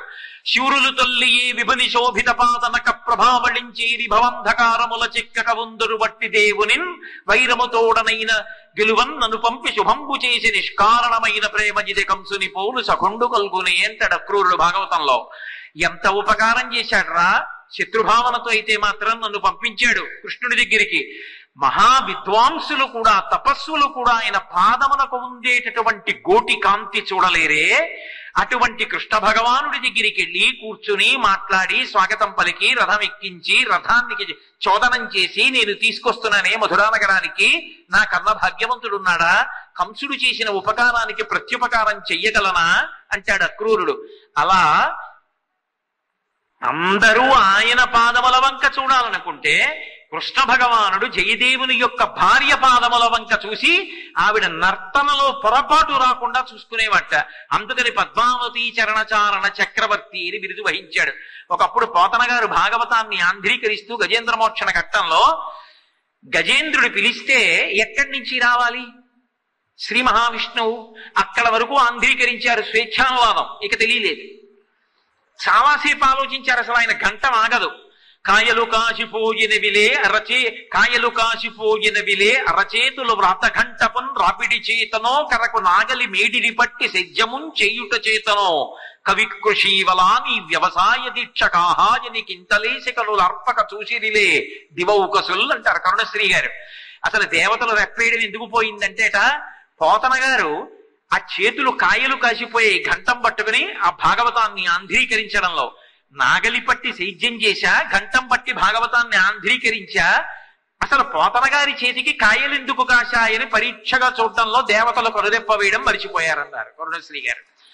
అటువంటి పోతన గారు గజేంద్ర మోక్షణ ఘట్టంలో ఎక్కడి నుంచి రావాలి శ్రీ మహావిష్ణువు అంటే మరిచిపోయారు, ఆంధ్రీకరించలేకపోయారు. అర్థం కాక సంధ్యావందనం చేసుకొస్తానమ్మా అని కూతుర్ని పిలిచి ఘంటం పెట్టి పుస్తకం మూసేసి ఏటికి స్నానానికి వెళ్ళారు. ఇలా వెళ్ళారు, మళ్ళీ వచ్చారు పోతన గారు. అదేం నాన్న సంధ్యావందనం చేసుకొస్తా అన్నావు కదా అంది కూతురు. లేదమ్మా, ఎక్కడి నుంచి వస్తాడో విష్ణు భగవానుడు ద్యోతకమైంది అని గబగబ పద్యాలు రాసేశారు. వెళ్ళిపోయారు. మళ్ళీ కాసేపు ఆగి పోతన గారు వచ్చారు. వచ్చి పుస్తకం తీశారు. ఎవరు రాశారమ్మా ఈ పద్యాలు అన్నారు కూతుర్ని పిలిచి. అదేమి నాన్న, ఇందాక నువ్వేగా మనసుకి తట్టిందని వెనక్కి వచ్చావు సంధ్యావందనం చేయకుండా. అమ్మా నేను కాదమ్మా, పలికిడిది భాగవతమట పలికించు విభుండు రామభద్రుండటనే పలికిన భవహరమగునట పలికిత వేరుండు గాథ పలుకగనేలా రామచంద్రమూర్తి పూరించాడమ్మా ఈ పద్యాలు. ఎక్కడుంటాడు, ఎక్కడి నుంచి వస్తాడు విష్ణువు? ఎందుకని ఏనుగు నిన్ను నువ్వు మరిచిపోయి రావాలంది.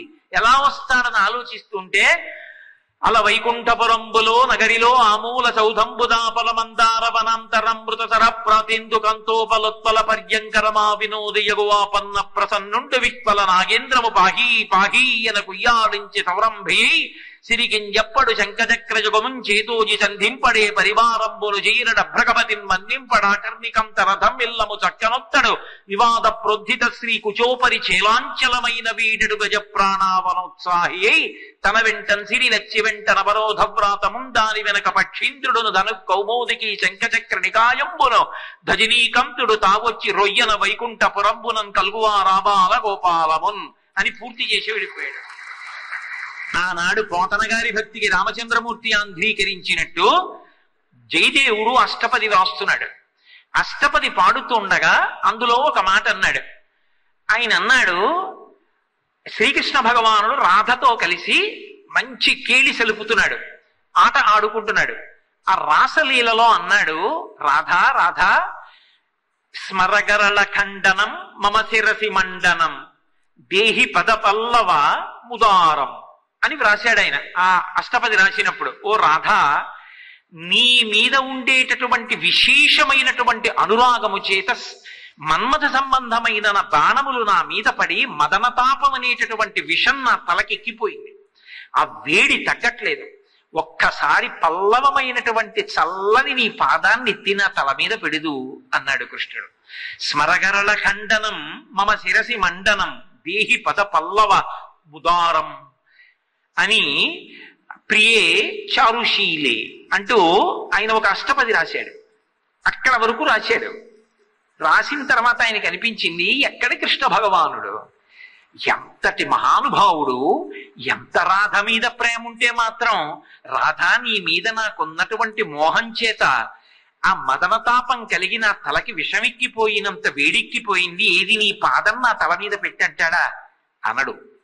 నేను ఇలా వ్రాయకూడదు, ఇంకొకలా వ్రాస్తానని ఘంటం అక్కడ పెట్టి పుస్తకం మూసేసి పద్మావతి నదికి వెళ్లి స్నానం చేసి సంధ్యావందనం చేసుకొస్తానని అభ్యంజనానికి బయలుదేరాడు. అభ్యంజనం అంటే ఒంటి నిండా నూనె రాసుకుని పెడతారు. నూనె రాసుకుని స్నానానికి బయలుదేరాడు. ఇలా గుమ్మం దిగాడు. పోతన గారు మళ్ళీ వచ్చినట్టు మళ్ళీ జయదేవుడు వచ్చాడు. వచ్చి అదేం మళ్ళీ వచ్చారంది పద్మావతిది అంటే ఆయన అన్నాడు, లేదు లేదు, అష్టపది పూర్తి చెయ్యాలని ఆలోచన వచ్చింది. ఆలోచన వచ్చిందని పూర్తి చేసి వెళ్ళిపోయాడు. మళ్ళీ జయదేవుడు వచ్చాడు. వచ్చి ఇలా తిప్పాడు. దాని మీద నూనె బొట్లు పడున్నాయి. ఆ వ్రాసిన దాని మీద పద్మావతి ఇది ఎవరు రాశారు, కొట్టేశాని, ఈ చరణం వద్దని అన్నాడు. ఏమో మీరేగా వచ్చి పూర్తి చేశారు, ఇది ఉంటేనే బాగుంటుందన్నారు పైగా అని ఆ కొట్టేసింది ఏదో మళ్ళీ రాశారే కింద అంది. ఆయన వెంటనే లేచి అన్నాడు, పద్మావతి నువ్వు అదృష్టవంతురాలివి, నేను రాలేదు. నేను నూనె వ్రాసుకుని వెళ్ళినట్టే కృష్ణ భగవానుడు ఒంటికి నూనె వ్రాసుకుని నాలా వచ్చి కూర్చుని వ్రాశాడు. ఆయన తలకి పట్టుకున్న నూనె బొట్టు పుస్తకం మీద పడింది. నేను కొట్టేసిన దాన్ని మళ్ళీ రాసి ఇలాగే ఉంచు, అప్పుడే ఈ అష్టపదికి అందమని రాశాడు. కాబట్టి నేను పొందలేదు కృష్ణ దర్శనం, నువ్వు పొందావు అన్నాడు. అందుకే ఆ అష్టపదికి దర్శన అష్టపది అని పేరు. ఇప్పటికీ పెద్దలైనటువంటి వారు తప్పకుండా అష్టపదిని ఇంట్లో వింటూ ఉంటారు. ఎందుకని అంటే అది వినపడితే కృష్ణ భగవానుడు ప్రసన్నుడవుతాడు. ఒకప్పుడు ఆ జయదేవుడు ఉన్నటువంటి రాజ్యాన్ని పరిపాలించినటువంటి ప్రభువు జయదేవుడి మీద చాలా క్రోధం పెంచుకున్నాడు. ఎందుచేత అంటే జయదేవుడు గీత గోవిందము అన్న పేరుతో రాశాడు గ్రంథాన్ని. ఆయన అభినవ గీత గోవిందము అని ఇంకో పుస్తకం రాశాడు. కానీ తన పుస్తకంలో ఉన్నటువంటి పాటల కన్నా జయదేవుడు రాసిన అష్టపదులు ప్రజలు ఎక్కువగా పాడుకుంటున్నారన్న క్రోధం పెంచుకున్నాడు. కానీ వేరొక ప్రభువుకి మాత్రం జయదేవుడు అంటే మహాప్రీతి. కానీ ఆ రాజ భార్యకి జయదేవుడన్నా జయదేవుడి భార్య మహాపతివ్రత పద్మావతీదేవి అని నా భర్త గౌరవిస్తున్నాడని ఆ రాణి క్రోధం పెంచుకుంది పద్మావతీదేవి మీద. ఎప్పుడు ఆవిడ పతివ్రత అని పొగుడుతాడు మా ఆయనని. చూద్దాం, పరీక్ష పెడదామని ఒక రోజున జయదేవుడు రాజుగారితో కలిసి వేటకెళ్ళాడు. ఈవిడ పద్మావతి ఇంట్లో ఉంది. మహారాణి కబురు చేసింది, అమ్మ ఏదో పని మీద ఆ రాణితో మాట్లాడడానికి పోనీ అంతఃపురానికి వచ్చింది. మాట్లాడుతూ గభాలను బయటికి వెళ్ళి లోపలికి వచ్చింది. ఎంత దుర్వార్త వచ్చిందమ్మా, రాజుగారితో వేటకెళ్ళిన జయదేవుణ్ణి క్రూర మృగం చంపేసింది అని. ఆ మాటలు వింటూనే పద్మావతీదేవి నేల మీద పడి శరీరం వదిలేసింది. ఆవిడికి భర్త అంటే అంత ప్రీతి. ఆవిడ శరీరం వదిలేసింది. రాణి హడిలిపోయింది. తను అబద్ధం చెప్పడం వల్లే పద్మావతి చనిపోయిందన్న విషయం రాజుకి తెలిసినా జయదేవుడికి తెలిసినా చంపేస్తారు. వెనక్కి వచ్చారు ఇద్దరు. రాజు అడిగాడు, ఎందుకు చనిపోయింది పద్మావతి? దాచడం కుదరక ఏది జరిగితే జరుగుతుందని నేను ఇలా తప్పు చేశానని చెప్పింది రాణి. రాజు ఆగ్రహించబోయాడు. జయదేవుడు అన్నాడు, బెంగ పెట్టుకోకండి మహారాజా, ఆ కృష్ణ భగవానుడే కాళీయుడి మీద మర్దనం చేసి విషం పోగొట్టినవాడు, నా భార్యని బ్రతికించడా అని అక్కడ కూర్చుని మళ్ళీ ఇదే అష్టపది పాడాడు. ప్రియే చారుశీలే అన్న అష్టపది ఏది కృష్ణ పరమాత్మ పూరించాడో దాన్నే పాడాడు. పాడి పూర్తి చేశాడు. పద్మావతీదేవి మళ్ళీ లేచి. అందుకే ఆ అష్టపదికి రెండు పేర్లతో పిలుస్తారు. ఒకటి సంజీవని అష్టపది అని పిలుస్తారు, రెండవది దర్శన అష్టపది అంటారు. ఎందుకంటే అందులో కృష్ణ పరమాత్మ యొక్క దర్శనాన్ని పద్మావతీదేవి పొందింది. ఆ అష్టపదికి చనిపోయిన పద్మావతి మళ్ళీ బతికింది. అంత గొప్ప అష్టపది. ఒకప్పుడు పురుషోత్తమ దేవి అనబడేటటువంటి రాజు జయదేవుడి మీద కక్ష పెంచుకొని జయదేవుడు వ్రాసినటువంటి కీర్తనలు ఆ అష్టపదులు గొప్పవా, తాను వ్రాసిన గీతాలు గొప్పవా అని రెండింటినీ కలిపి తీసుకెళ్లి ఆ మనకి ఇప్పటికీ ఆ పూరిలో ఉన్నటువంటి జగన్నాథ స్వామి వారి యొక్క రాజద్వారం దగ్గర గడప మీద పెట్టి తలుపులు వేసేశారు. తెల్లవారేటప్పటికీ జయదేవుడు రచించినటువంటి కీర్తనలు మహానుభావుడు ఆ పూరి క్షేత్రంలో ఉన్న జగన్నాథ స్వామి చేతిలో పట్టుకుని ఉన్నారు.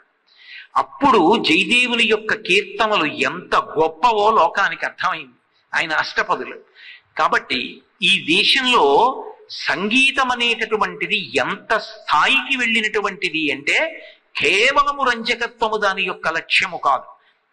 రంజకత్వము తప్పని నేను నిర్ధారించట్లేదు, కానీ దాని చరమ ప్రయోజనం మాత్రం నాదోపాసన ద్వారా ఈశ్వరుణ్ణి చేరిపోవడమే. అందుకే అసలు మీరు ఒకటి ఆలోచించండి, భగవంతుని యొక్క స్వరూపాల్ని కీర్తించి పరవశించిపోతారు.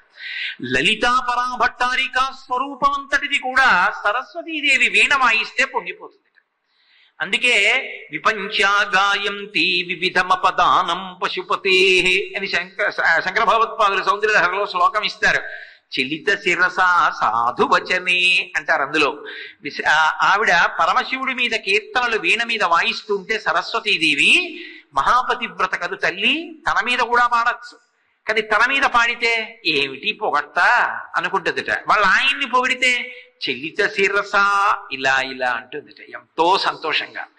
సాధువచనే శభాష్ అంటుంది తిరిగి. అలా ఆవిడ కదుపుతున్నప్పుడు ఇలా ఆవిడ తాటంకాలు ఊగుతాయిట.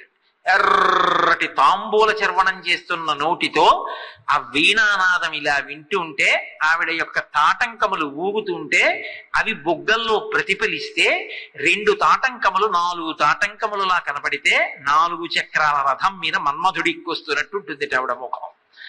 శంకరులు దీన్ని చూపిస్తూ సౌందర్యలహరిలో స్ఫురద్గండాభోగ ప్రతిఫలిత తాటంకయుగళం చతుశ్చక్రం మన్యే తవ ముఖమిదం మన్మదరథం యమారుహ్యద్రుహ్యత్ కవనిరథమర్కేందు చరణం మహావీరోమార ప్రమదపతయే సంగీతవతే అంటారు. అలా వీణానాద నిమీలితర్ధనయనే విప్రస్థ చూళింబరే అని ఇప్పటికీ కూడా అమ్మవారికి తాంబూలం ఇచ్చిన తర్వాత ఒక్కసారి కళ్ళు మూసుకుని ఆ తాంబూల చర్వణం చేస్తూ వీణానాదం వింటూ ఆ తల్లి ఇలా తల ఊపుతున్నట్టుగా భావించి నమస్కరిస్తారు పెద్దలు. అంత అమ్మవారు కూడా సంగీతానికి వశవర్తి. మీరు గమనించండి, భారతీయ సంప్రదాయంలో భగవన్మూర్తులందరికీ సంగీతంతో సంబంధం ఉంటుంది. దక్షిణామూర్తిగా పరమశివుడు చేతిలో వీణ పట్టుకుని ఉంటాడు. అసలు ఆ వీణ పట్టుకుని శారద కూర్చుందనుకోండి, శారద వీణ పట్టుకుని కూర్చున్నటువంటి మూర్తి వంక మనం చూస్తే ఆవిడ ఉత్తరక్షణ ప్రయోజనాన్ని ఇస్తుంది. దీని గురించి నేను గుంటూరులో కొద్దిసేపు మాట్లాడాను కూడా. నవరత్నమాలా స్తోత్రం అని కాళిదాస మహాకవి చేశాడు. ఆ చేసినప్పుడు ఒక మాట అంటాడు, సరిగమపదని రతాం తాం వీణా సంక్రాంత కాంత హస్తాంతం శాంతం మృదుల స్వాంతం అంటాడు సరస్వతీదేవిని పిలుస్తూ. అమ్మా జగన్మాత, నువ్వు చేతిలో వీణ పట్టుకుని హస్తాంతం చేతి చివరతో వేళ్ల యొక్క చివరి భాగాలతో వీణ వాయిస్తున్నప్పుడు మృదుల స్వాంతం శాంతం, నీ మనసు ఎంత సంతోషంతో ఉంటుందో. అప్పుడు నీ దగ్గరికి వచ్చి ఒక్క నమస్కారం చేస్తే, అందుకు చివరి 3 రాత్రులు శారదా నవరాత్రులుగా చేస్తాం. 3 రాత్రులు తిరురాత్రం సరస్వతీ వ్రతం చేస్తాం, సరస్వతిని ఆరాధన చేస్తాం. ఆవిడ అధ్యవసాయముతో కూడుకున్నటువంటి బుద్ధిని ఇస్తుంది, శాస్త్రము మీద విశ్వాసాన్ని ఇస్తుంది, గురువు గారి మాట మీద నమ్మకాన్ని ఇస్తుంది. దానికి శ్రద్ధ అని పేరు. శ్రద్ధ అన్న మాటకు అర్థం ఏమిటంటే శాస్త్రస్య గురువాక్యస్య సత్యబుద్ధ్యామధారణ సా శ్రద్ధ కదితా సిద్ధి యా వస్తూపలభ్యతే అని శంకర భగవత్పాదుల భాష్యం. శ్రద్ధ అన్న మాట మీద శాస్త్రాన్ని, గురువు గారు చెప్పిన మాటని సత్యము అన్న భావనతో నమ్మి ఎవడు ఆచరిస్తాడో వాడికి ఈ లోకమునందు లభించనటువంటి విషయములు ఉండవు. సా శ్రద్ధ కలితా సిద్ధి యా వస్తూపలభ్యతే. అటువంటి శ్రద్ధని అమ్మవారు అనుగ్రహిస్తుంది. ఆవిడ వీణ పట్టుకుంటే అంతటి శాంతం మృదుల స్వాంతం. అమ్మవారు అంత అనుగ్రహ రూపిణిగా ఉంటుంది. దక్షిణామూర్తి వీణ పట్టుకుంటారు. ఇప్పటికీ శ్రీశైలం వెడితే క్షేత్రం లోపలికి వెడుతున్నప్పుడు సాక్షి గణపతి దేవాలయం దాటి కుడి చేతి పక్కకి తిరుగుతుంటే ఎదురుగుండా పెద్ద దక్షిణామూర్తి వీణ పట్టుకుని ఉంటారు. కృష్ణుడు ఎప్పుడు వేణువు వాయిస్తూ ఉంటాడు. రాసలీలంతా వేణువే, మహానుభావుడు. ఆ వేణువు గురించి ఒక చమత్కారం, నేను నా చిన్నతనంలో ఏదో ఇంటర్మీడియట్ చదువుకుంటూ ఉండగా భాగవతానికి సంబంధించిన విషయాలు చదువుతుంటే ఓ పుస్తకంలో ఒక విచిత్రమైనటువంటి విషయం చదివాను నేను. ఒక ఆయన ప్రశ్న వేశాడు, కృష్ణుడు వేణువు వాయిస్తున్నప్పుడు చనిపోయినటువంటివి కూడా బ్రతికాయి కదా, అంత గొప్పగా వేణువు వాయిస్తాడు కదా, అమ్మవారు కృష్ణుడు ఇద్దరు ఒకటే రూపం, రాముడు లలిత ఒక రూపం, అందుకే రాజశ్యామల కృష్ణుడు ఒకటి, లలిత రాముడు ఒకటి. స్త్రీ రూపంలో ఉంటే లలిత, పుం రూపంలో ఉంటే రాముడు, స్త్రీ రూపంలో ఉంటే శ్యామల, పుం రూపంలో ఉంటే కృష్ణుడు, ఇద్దరు ఒకటే. ఆ కారణం చేత మీరు ఎప్పుడైనా చూడండి, కృష్ణుడు వేణువు వాయిస్తుంటే ఆ వేణు నాదానికి అన్ని బ్రతికే. ఒక ఆయన అన్నాడు, మరి అన్నీ బతికితే చేతిలో పట్టుకున్నటువంటి వేణువు కూడా ఒక చనిపోయినటువంటి చెట్టు ఎండిపోతే ఎండిపోయినటువంటి కొమ్మకి కన్నాలు చేసి తెచ్చి కృష్ణుడి యొక్క చేతిలో పెడితేనే కదా వేణువు అయింది. మరి అప్పుడు ఆ వేణువు కూడా చిగర్చద్దా? మరి చచ్చిపోయిన చెట్లే బతికితే వేణువు ఎందుకు చిగర్చలేదని అడిగాడు. అడిగితే జవాబు చెప్తూ అన్నారు, చచ్చిపోయిన చెట్లే కృష్ణ పరమాత్మ వాయించినటువంటి వేణువు నుంచి వచ్చినటువంటి నాదాన్ని విని మళ్ళీ చిగర్చి సంతోషంతో బ్రతకడం ప్రారంభిస్తే, శ్రీకృష్ణ పరమాత్మ తన మృదువైనటువంటి వేళ్ల చివరి భాగంతో పట్టుకుని తన కింది పిరివి మీద పెట్టుకుని తనలో ఉన్నటువంటి ఊపిరిని దానిలోకి ఊది ఆయన వావాచనం అందులోకి ఎడుతుంటే అందులోంచి నాదం వస్తే చిగరిస్తే మళ్ళీ పుట్టవలసి వస్తుందని ఇంక అలాగే ఉండిపోయింది వేణువు. అది నాదం యొక్క గొప్పతనం. కాబట్టి కృష్ణ పరమాత్మ అంతటి వాడు వేణువు వాయించాడు. సరస్వతీదేవి వీణ వాయిస్తుంది. లలితా పరాభట్టారిక ఎప్పుడు సంగీతం వింటూ ఉంటుంది, మురిసిపోతూ ఉంటుంది. అసలు గణపతి కూడా నృత్యం చేస్తారు. గణపతి కూడా సాయంకాలం వేళ పరమశివుడు తాండవం చేస్తుంటాడు, ప్రదోష తాండవం. జటాటవీ గలజ్జల ప్రవాహ పావిత స్థలే గళేవళం జలంబితం భుజంగతుంగమాలికం ఢమఢమఢమఢమన్ నినాదమడ్డమర్వయం చకారచండ తండవత్ తనోతుల శివ శివం అని ఆ తాండవం చేసేటప్పుడు విఘ్నేశ్వరుడు మధ్యలో వాయిస్తూ ఉంటాడు. అసలు సంగీతంతో సంబంధం లేని వాళ్ళు ఎవరు? అందరూ శ్రీ మహావిష్ణువు తాండవం జరుగుతుంటే పరమశివుడికి నర్తనంలో తాళం వేసి సహకరిస్తూ ఉంటారు. అందుకు కదూ శంకరాచార్యులు వారి శివానంద లహరి చేస్తూ, మహానుభావ నువ్వు ఇన్ని రకాలుగా పరమశివుడికి తోడ్పడ్డావు కాబట్టే నీకు శరీరంలో అర్ధభాగం ఇచ్చాడయా అన్నారు. కాబట్టి అసలు సంగీతంతో సంబంధం లేనటువంటి భగవన్మూర్తులు ఏమున్నాయి మనకి? ఏం ఉండవు. భగవన్మూర్తులే సంగీతానికి అంతటి లోలత్వాన్ని పొందుతారు, అంత ప్రసన్నత్వాన్ని పొందుతారు. అమ్మవారైతే శారదా నవరాత్రులు వస్తున్నాయి. శారదా నవరాత్రుల్లో ప్రదోష వేళ పూజ చేసినప్పుడు అమ్మవారితో చెప్తారు, అమ్మా ఇవాళ తృతీయ దివసే ప్రదోష వేళ పూజాయాం తత్ పూజాంగత్వేన గీతం అవధారయా ఓ పాట పాడతారు. అలాగే అమ్మవారి దగ్గరికి వెడితే వేణువు వాయించిన వీణ వాయించిన ఆవిడ బహుప్రసన్నురాలైపోతుంది సాయంకాలం పూట్ల. అందుకే వీణ వినపడితే పరమ సంతోషం. అలమురళీరవ వాజిత కూజిత కోకిల మంజుల మంజురతే అని మహిషాసుర మర్దని అష్టకంలో చెప్పలా? వేణునాదం వింటే ఆవిడ అంత సంతోషిస్తుంది. కాబట్టి దేవతామూర్తులందరూ కూడా సంగీతమునకు వశపడిపోయినటువంటి వారే. రాజోపచారాల్లో గీతం శ్రావయామి వాద్యం ఘోషయామి మనకి పూజలో అంతర్భాగాలయ్యాయి. అటువంటి సంగీతం మన భారతీయ సంస్కృతికి పట్టుకొమ్మ.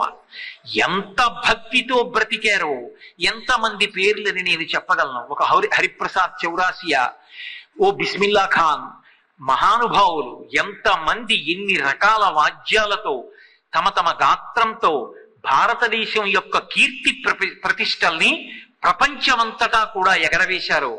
మహాతల్లి ప్రాతస్మరణీయురాలు ఎంఎస్ సుబ్బలక్ష్మి గారు మహాస్వామి వారు వ్రాసినటువంటి కీర్తనని ఐక్యరాజ్య సమితిలో ఆ పాట ఆవిడ పాడుతుంటే సభ్యులందరూ లేచి నిలబడి కరతాళధ్వనులు చేశారు ఆవిడ యొక్క సంగీతానికి. అంత గొప్ప సంగీతం పాడింది నా తల్లి.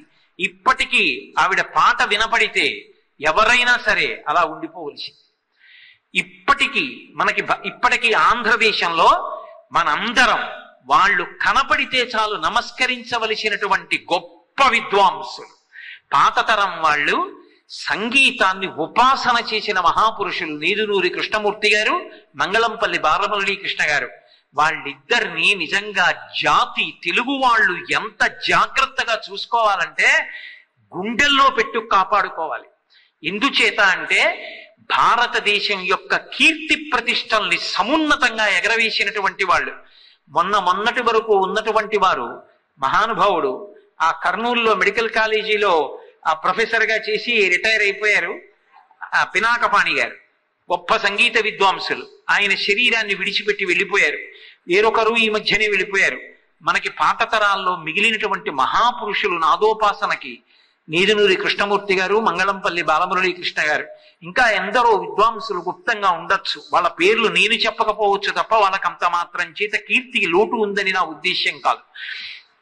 కాబట్టి భారతీయ సాంస్కృతిక వైభవం అంటే అదిగో ఒక్కొక్క కళ చేత ఈశ్వరుణ్ణి ఆరాధించి, ఈశ్వరుణ్ణి పొంది, ఈశ్వరుణ్ణి మనందరికీ కూడా అందించి ఈశ్వరుని యందు లయమయ్యారు. అలాగే మీరు నృత్యాన్ని తీసుకోండి. భారతీయ నృత్యం రాజోపచారాల్లోకి చేరింది.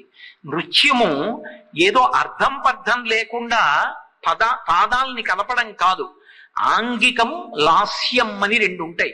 ఆంగికం అంటే శరీరావయవములు కదలడం, లాస్యం అంటే ముఖములో భావములు ప్రకటనమవడం.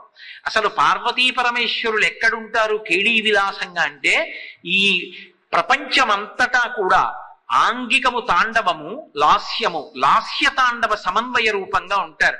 ఇప్పుడు నేను ఉపన్యాసం చెప్తూ రెండు అంటే ఇలా అంటాను, అంతటా అంటే ఇలా అంటాను. అంటే అది తాండవం, ఆంగికం, శరీరంతో ఆ ముద్ర చెప్పడం. భావం ఒక్కొక్కటి చెప్తున్నప్పుడు ముఖంలో ఒక్కొక్క భావన వస్తుంది, ఒక్కొక్క భావన ప్రకటనమవుతుంది. మీరు అంతే సంతోషంతో ఆ భావాన్ని ప్రకటనం చేస్తుంటారు. అలా ప్రకటనం చేస్తున్నప్పుడు అది లాస్యం. లాస్యం అమ్మవారి రూపం, లాస్య ప్రియా లయకరి అని లలితా సహస్రం. తాండవం శివస్వరూపం. ఇప్పుడు నేను తాండవం, లాస్యం రెండు నాలో ఉంటే పార్వతీ పరమేశ్వరులు ఎక్కడున్నారు? ఇక్కడే ఉన్నారు. కాబట్టి ఇదేమిటి? ఇదే కైలాసం.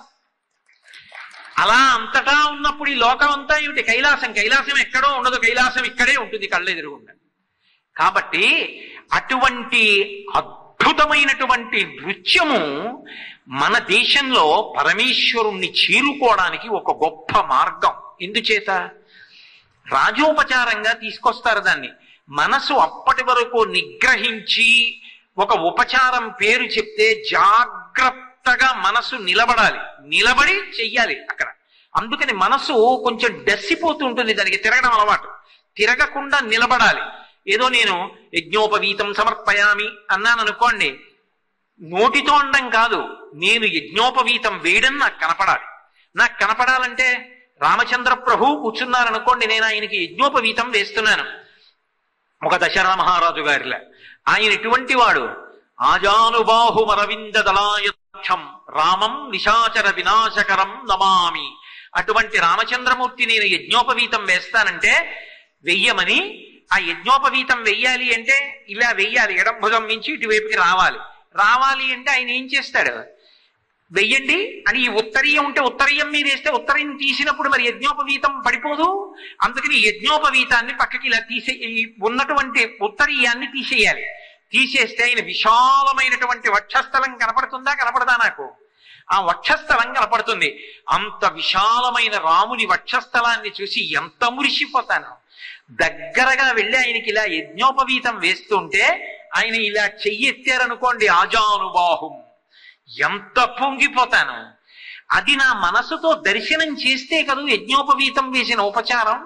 మనసుతో ఏమీ చూడకుండా యజ్ఞోపవీతార్థం సమర్పయామి తొంతు. మనసు పూజ చేసేటప్పుడు ఆ ఉపచారం వంక చూసి నిలబడడంలో డస్సిపోతుంది. కాసేపు దానికి విశ్రాంతినివ్వాలి. బ్రేక్ ఇప్పటిది కాదు, మన వాళ్ళు ఎప్పుడో నేర్పినటువంటిది. మధ్యలో కాసేపు బ్రేక్, విరామం అంటుంటారు చూసారా? ఈ బ్రేక్ అర్థం లేనివి చూపించలేదు. పూజ కొనసాగుతూ మనసుకి కొద్దిగా విరామం ఇస్తూ భగవంతుణ్ణి మాత్రం వదలకుండా కాసేపు రంజకత్వాన్ని పొందడానికి అవకాశం ఇచ్చారు. అందుకే నృత్యం దర్శయామి అంటారు. అప్పుడు ఆయన ఏం చేయడు? పూజ చేస్తున్న ఆయన చేయించే బ్రహ్మగారు ఏం చేయడు? ఇద్దరు కూర్చుంటారు. నృత్యం చేయడానికి ఒక ఆవిడ వస్తుంది. ఆవిడ ఏం చేస్తుంది? కస్తూరి తిలకం అంటే ఇలా చూపిస్తుంది. లలాట పలకే వక్షస్థలే కౌస్తుభం నాసాగ్రే నవమౌక్తికం కరతలే వేణుం కరే కంకణం సర్వాంగే హరిచందనంచ కలయం కంఠే చ ముక్తావళి గోపస్త్రీ పరివేష్టితో విజయతే గోపాల చూడామణి నెమలిగా చూపిస్తుంది. ఇప్పుడు ఆ నృత్యం చేస్తున్న ఆవిడ కనపడుతుందా? కృష్ణుడు కనపడతాడా మీకు? కృష్ణుడు కనపడతాడు. ఆవిడలో కృష్ణుణ్ణి చూస్తారు. అంటే మనసు సంతోషాన్ని పొందుతుంటుంది, కానీ భగవద్ దర్శనాన్ని మాత్రం వదిలిపెట్టదు. అందుకు నృత్యం. అందుకని రాజోపచారంలోకి తీసుకున్నారు. నృత్యం చేసేవాళ్ళు ధ్యానంలో కదిలిపోతే ధ్యానం పోతుంది. నృత్యం చేస్తూ ఉంటారు కానీ అందులోకి ఒదిగిపోతారు, ఒదిగిపోయి తానదైపోతారు. అలా అవకపోతే సభరంజకత్వాన్ని పొందదు, ఆ సంతోషాన్ని పొందదు. కారణజన్మురాలు నటరాజానుగ్రహం పొందినటువంటి వ్యక్తి, ఆంధ్రదేశం అటువంటి తల్లి పుట్టినందుకు సంతోషపడిపోవలసినటువంటి తల్లి శోభానాయుడు గారు. ఆవిడ వెంకటేశ్వర కళ్యాణం, పద్మావతి కళ్యాణం నృత్యరూపకంగా నర్తిస్తారు. ఆవిడ పద్మావతి పాత్ర పోషిస్తారు. పోషించినప్పుడు శ్రీ మహావిష్ణువుతో కలిసి పాచికలాడుతూ ఉంటారు. ఆ పాచికలు ఆడుతున్నప్పుడు నాకు ఎప్పుడూ ఒక అనుమానం వస్తుంది, ఆవిడ నృత్యం చేస్తే అసలు నిజంగా వెంకటేశ్వర స్వామిగా వేస్తున్నది కూడా స్త్రీ పాత్రధారినే వేస్తుంటారు, ప్రియా కార్తికేయన్నో ఎవరోనో. కానీ ఈవిడ లాస్యం, ఈవిడ బొంగమూతి, ఈవిడ పెట్టేటటువంటి చేష్టితములకి అసలు అవతల వాళ్ళు నర్తన మరిచిపోయి ఈవిడ్ని చూస్తూ కూర్చోవాలనిపిస్తుంది, అంత గొప్పగా నర్తిస్తుంది ఆవిడ. ఇలా పాచికలు వేసినట్టు, పందెం పడనట్టు, వెంకటేశ్వరుడు గెలిచినట్టు, ఈవిడికి కోపం వచ్చినట్టు, మూతి తిప్పినట్టు, మిటికలు విరిచినట్టు, అలకొచ్చి తోసేసినట్టు, గెలిచావులే పెద్ద అని ఆవిడ అలక వహించినట్టు. అప్పుడు ఆవిడ పద్మావతి కాక ఎవరు? ఆవిడ శోభానాయుడు గారే ఉంటే పద్మావతీదేవి ఎలా కనపడుతుంది అందులో? ఇది ఒకెత్తు. అసలు పాత్రలోకి ఒదగడం అంటే ఒక బ్రహ్మజ్ఞానిని చూపించడం చాలా కష్టం. సాయిబాబా గారిగా నటిస్తారు ఆవిడ. నటించినప్పుడు ఆయన బ్రహ్మజ్ఞాని, మహానుభావుడు, బ్రహ్మవిద్ బ్రహ్మైవ భవతి. చిన్నపిల్లలతో గోళీలాడతారు ఆయన. ఆ చిన్నపిల్లలతో గోళీలాడుకుంటున్నటువంటి సన్నివేశాన్ని నృత్య భంగిమలోనే సంతోషపడిపోతూ తప్పట్లు కొట్టడాన్ని అభినయించి చూపిస్తుంటే నిజంగా మన కళ్ళ ముందు సాయిబాబా గారే కనపడి ఒక బ్రహ్మజ్ఞాని కదిలితే ఎలా ఉంటుందో అదే స్థితిని మనం పొందుతాం. రామాయణాన్నంతటినీ, బాలరాముడి దగ్గర నుంచి రామాయణాన్నంతటినీ ప్రదర్శిస్తారు. అది నటరాజానుగ్రహం. అన్ని పాత్రలలోకి ఇమిడిపోవడం. అది చూస్తున్నప్పుడు మనకి శోభానాయుడు గారు కనపడరు, ఒక కృష్ణుడు కనపడతాడు, ఒక పద్మావతి కనపడుతుంది, ఒక వెంకటేశ్వరుడు కనపడతాడు, ఒక సాయిబాబా గారు కనపడతారు. ఆవిడ ఏ పాత్ర వేస్తే ఆ పాత్ర కనపడుతుంది. నృత్యానికి ఉన్న గొప్పతనం ఏమిటంటే వాద్యము, పాట, ఆంగికము, లాస్యము ఇన్నిటితో కలిసి మన మనసుల్ని మన ప్రమేయం లేకుండా తాను లాక్కుని భగవత్తత్వాన్ని ఆవిష్కరిస్తుంది. అందుకు కదు నటరాజ రామకృష్ణ గారు పేరిణి శివతాండవం ఎక్కడ ఓరుగల్లు రామప్ప దేవాలయం, ఆ రామప్ప దేవాలయంలో ఉన్న పేరిణి శివతాండవ ప్రక్రియ మీద మహానుభావుడు విశేషమైనటువంటి పరిశోధన చేసి, పివిఆర్కే ప్రసాద్ గారి పుస్తకం చదివితే తెల్లపోతాం. లక్షల మంది ఒక మహాశివరాత్రి నాడు ఆయన ఇస్తున్నటువంటి పేరిణీ శివతాండవ ప్రదర్శనకి 10,000 మంది వస్తారనుకున్నారు. లక్షల మంది వచ్చి రోడ్లు ఆగిపోయాయి. ఇటు వాహనాలు అటు వాహనాలు ఇటు రావు, జనం వెళ్ళరు. హడిలిపోయారు నిర్వాహకులు. ఏం చెయ్యాలో అర్థం కాలేదు. ప్రభుత్వం తరఫున కార్యక్రమం అది. పెట్టిన వారు పివిఆర్కే ప్రసాద్ గారు ప్రభుత్వం తరఫున పరిగెత్తుకెళ్ళి అడిగారు నటరాజ రామకృష్ణ గారిని, అయ్యా మీరేమనుకోవద్దు, ఇలా అడగకూడదు, మీరు దయచేసి 3 గంటల తర్వాత 4 గంటల తర్వాత నృత్యం ఆపద్దు, తెల్లవారి వరకు చేయండి. తెల్లవారిపోతే ఎక్కడ వాళ్ళు అక్కడ కొంచెం తేలిగ్గా వెడతారు రహదారుల మీద, లేకపోతే ఈ చీకట్లో ఎన్ని ప్రమాదాలు జరుగుతాయో, కాబట్టి ఆపద్దు అంటే తెల్లవారే వరకు పేరిణీ శివతాండవం చేశారు. మీరు ఎప్పుడైనా చూశారో లేదో పేరిణీ శివతాండవం. అసలు అంతమంది ఆ నృత్యం చేసేటటువంటి వాళ్ళు నిలబడి, ఒకప్పుడు కాకతీయులు యుద్ధానికి వెళ్ళేటప్పుడు మోగించేవారు. ఆ మృదంగాలు వాయిస్తూ ఆ నృత్యం చేస్తూ ఉంటే, వాళ్ళందరూ ఆ తాండవం చేస్తుంటే మంచాన పడి ఉన్నవాడు కూడా లేచి కత్తి పట్టుకుని యుద్ధానికి బయలుదేరుతాడు. వీరరసం ఆవిష్కరింపజేస్తారు. ఒకప్పుడు కాకతీయులు యుద్ధానికి బయలుదేరేటప్పుడు పేరిణీ శివతాండవం చేయించి సైన్యాన్ని పంపించేవారు. అటువంటి పేరిణీ శివతాండవ ప్రక్రియని విపరీతమైనటువంటి పరిశోధన చేసి మళ్ళీ ఆంధ్రదేశానికి అందించాడు మహానుభావుడు. వాళ్ళందరూ తెలుగు జాతి రత్నాలు, ప్రాతస్మరణీయులు. మన యువతరం వాళ్ళ గురించి చదువుకోవాలి, వాళ్ళ గురించి తెలుసుకోవాలి. అటువంటి వాళ్ళని, వాళ్ళ కీర్తి ప్రతిష్టల్ని, వాళ్ళు అనుసరించిన మార్గాల్ని చూడాలి. మళ్ళీ ఆ వారసత్వం, ఆ సంస్కృతి ఆగిపోకుండా అది కొనసాగడానికి కావలసినటువంటి సాధన క్రమశిక్షణతో చెయ్యాలి. లేకపోతే కొన్నాళ్ళకి అవి పుస్తకాలకు పరిమితం అయిపోతాయి. ఆ ప్రదర్శన ఇచ్చేటటువంటి వాడు ఉండడు. అలాంటి స్థితిని పొందాలి అంటే ఆ నృత్యం అంత అద్భుతం. ఏమిటంటే 4 చీరలు కట్టి అవతల వైపు టేబుల్ ఫ్యాన్స్ పెట్టి ఆ చీరలు ఇలా ఇలా ఇలా ఇలా కెరటాల్లో ఊగుతుంటే వెనక సముద్ర ఘోష పెట్టి సంపత్ కుమార్ బృందం ఒకప్పుడు తెలుగుదేశంలో, తెలుగుదేశం అంటే నా ఉద్దేశం ఆంధ్ర రాష్ట్రంలో, ఆంధ్ర జాలరి, ఆయన పేరు కూడా తెలుగువాడి పేరు పెట్టారు, ఆంధ్ర జాలరి. ఆ జాలరి చేపల కోసం సముద్రంలో వెళ్ళినప్పుడు ఎలా ఉంటుంది, ఆ ఘోష ఎలా ఉంటుంది, ఆ వల ఎలా విసురుతాడు, ఆ వల నీళ్లలో ఎలా పడుతుంది, అది ఇలా గొడుగులా విస్తరించి పడుతుంది. కానీ బరువు లోపల ఉన్న సామానంతో లాక్కుంటుంది. దాన్ని ఎంత జాగ్రత్తగా ఇలా ఇలా పడవ మీద ఉండి లాగాలి. ఆ బరువుకి పడవ తలకిందులు కాకూడదు. ఇది ఊంచుకుంటూ దాన్ని లాగాలి. లాగి తీసుకెళ్లి విప్పి అందులో ఉన్నటువంటి చేపలు పనికొచ్చేవి ఏరాలి.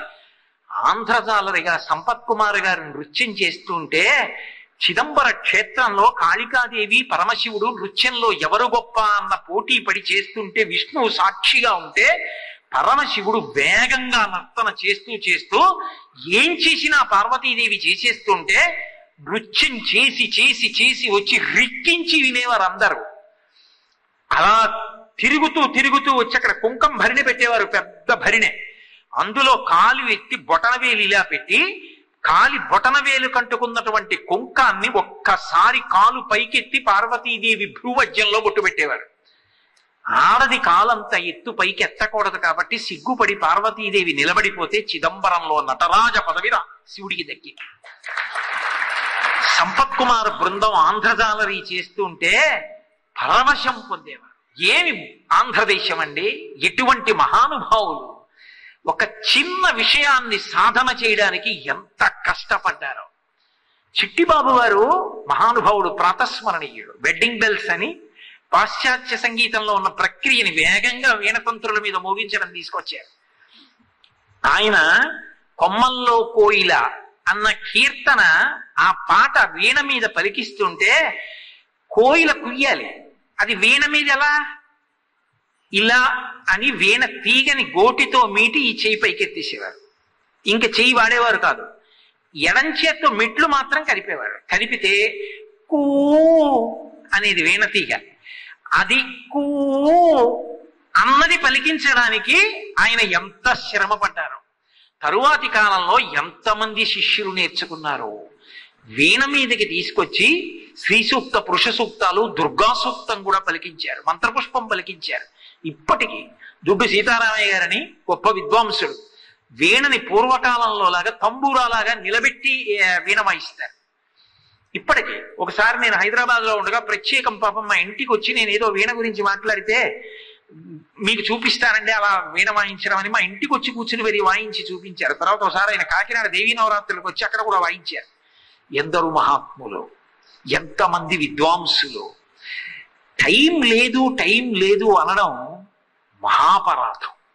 టైం లేదన్న మాట అంగీకార యోగ్యం కాదు. దాదాపు కొన్ని వేల శస్త్రచికిత్సలు చేసి ఇప్పటికీ నాతో మాట్లాడుతూ అంటూ ఉంటారు, డాక్టర్ జగదీశ్వరి అని కాకినాడలో ఉన్నారు, గురువుగారు నేను 9 మాసాల యోగుల్ని ఎన్ని వేల మందిని చూశాను అని నవ్వుతూ ఉంటారు ఆవిడ. అలాంటి తల్లి, అన్ని వేల శస్త్రచికిత్సలు చేసిన తల్లి, నిమిషం ఖాళీ లేనటువంటి వైద్య నిపుణురాలు. ఇప్పటికీ నేనే చూసిన ఎన్నోసార్లు ఆవిడ తన పూజా మందిరంలో తంబూరా పట్టుకుని పాట పాడుతుంటే పారవస్యాన్ని పొందేస్తారు ఆవిడ. అలా పాట పాడతారు. దేవీ నవరాత్రులు మా ఊళ్ళో చేస్తూ ఉంటే రాజోపచారాల్లో వచ్చి ఆవిడ కీర్తన చేస్తారు. సమయం లేదు అన్న మాట పరమ దారుణమైన మాట.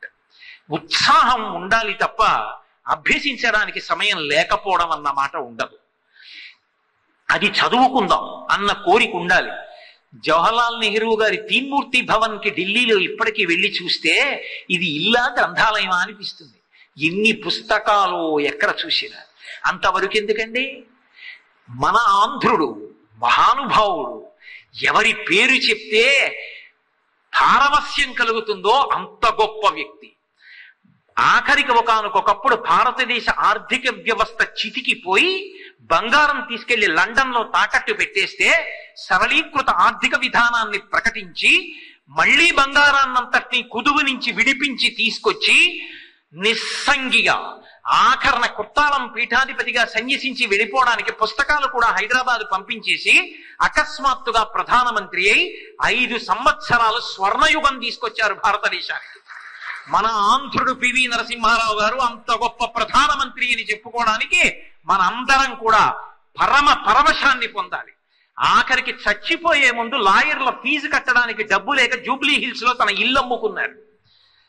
అంతటి నిరాడంబరుడు, అంతటి తెలుగు వెలుగు, తేజోమూర్తి, ప్రపంచ ప్రఖ్యాత కీర్తి గణించిన వారు. ఆయన చదివిన పుస్తకాలు కొన్ని వేలు. ఎన్ని పుస్తకాలు చదివారో ఆయన ప్రశాంతతంతా పుస్తకాల్లోనే.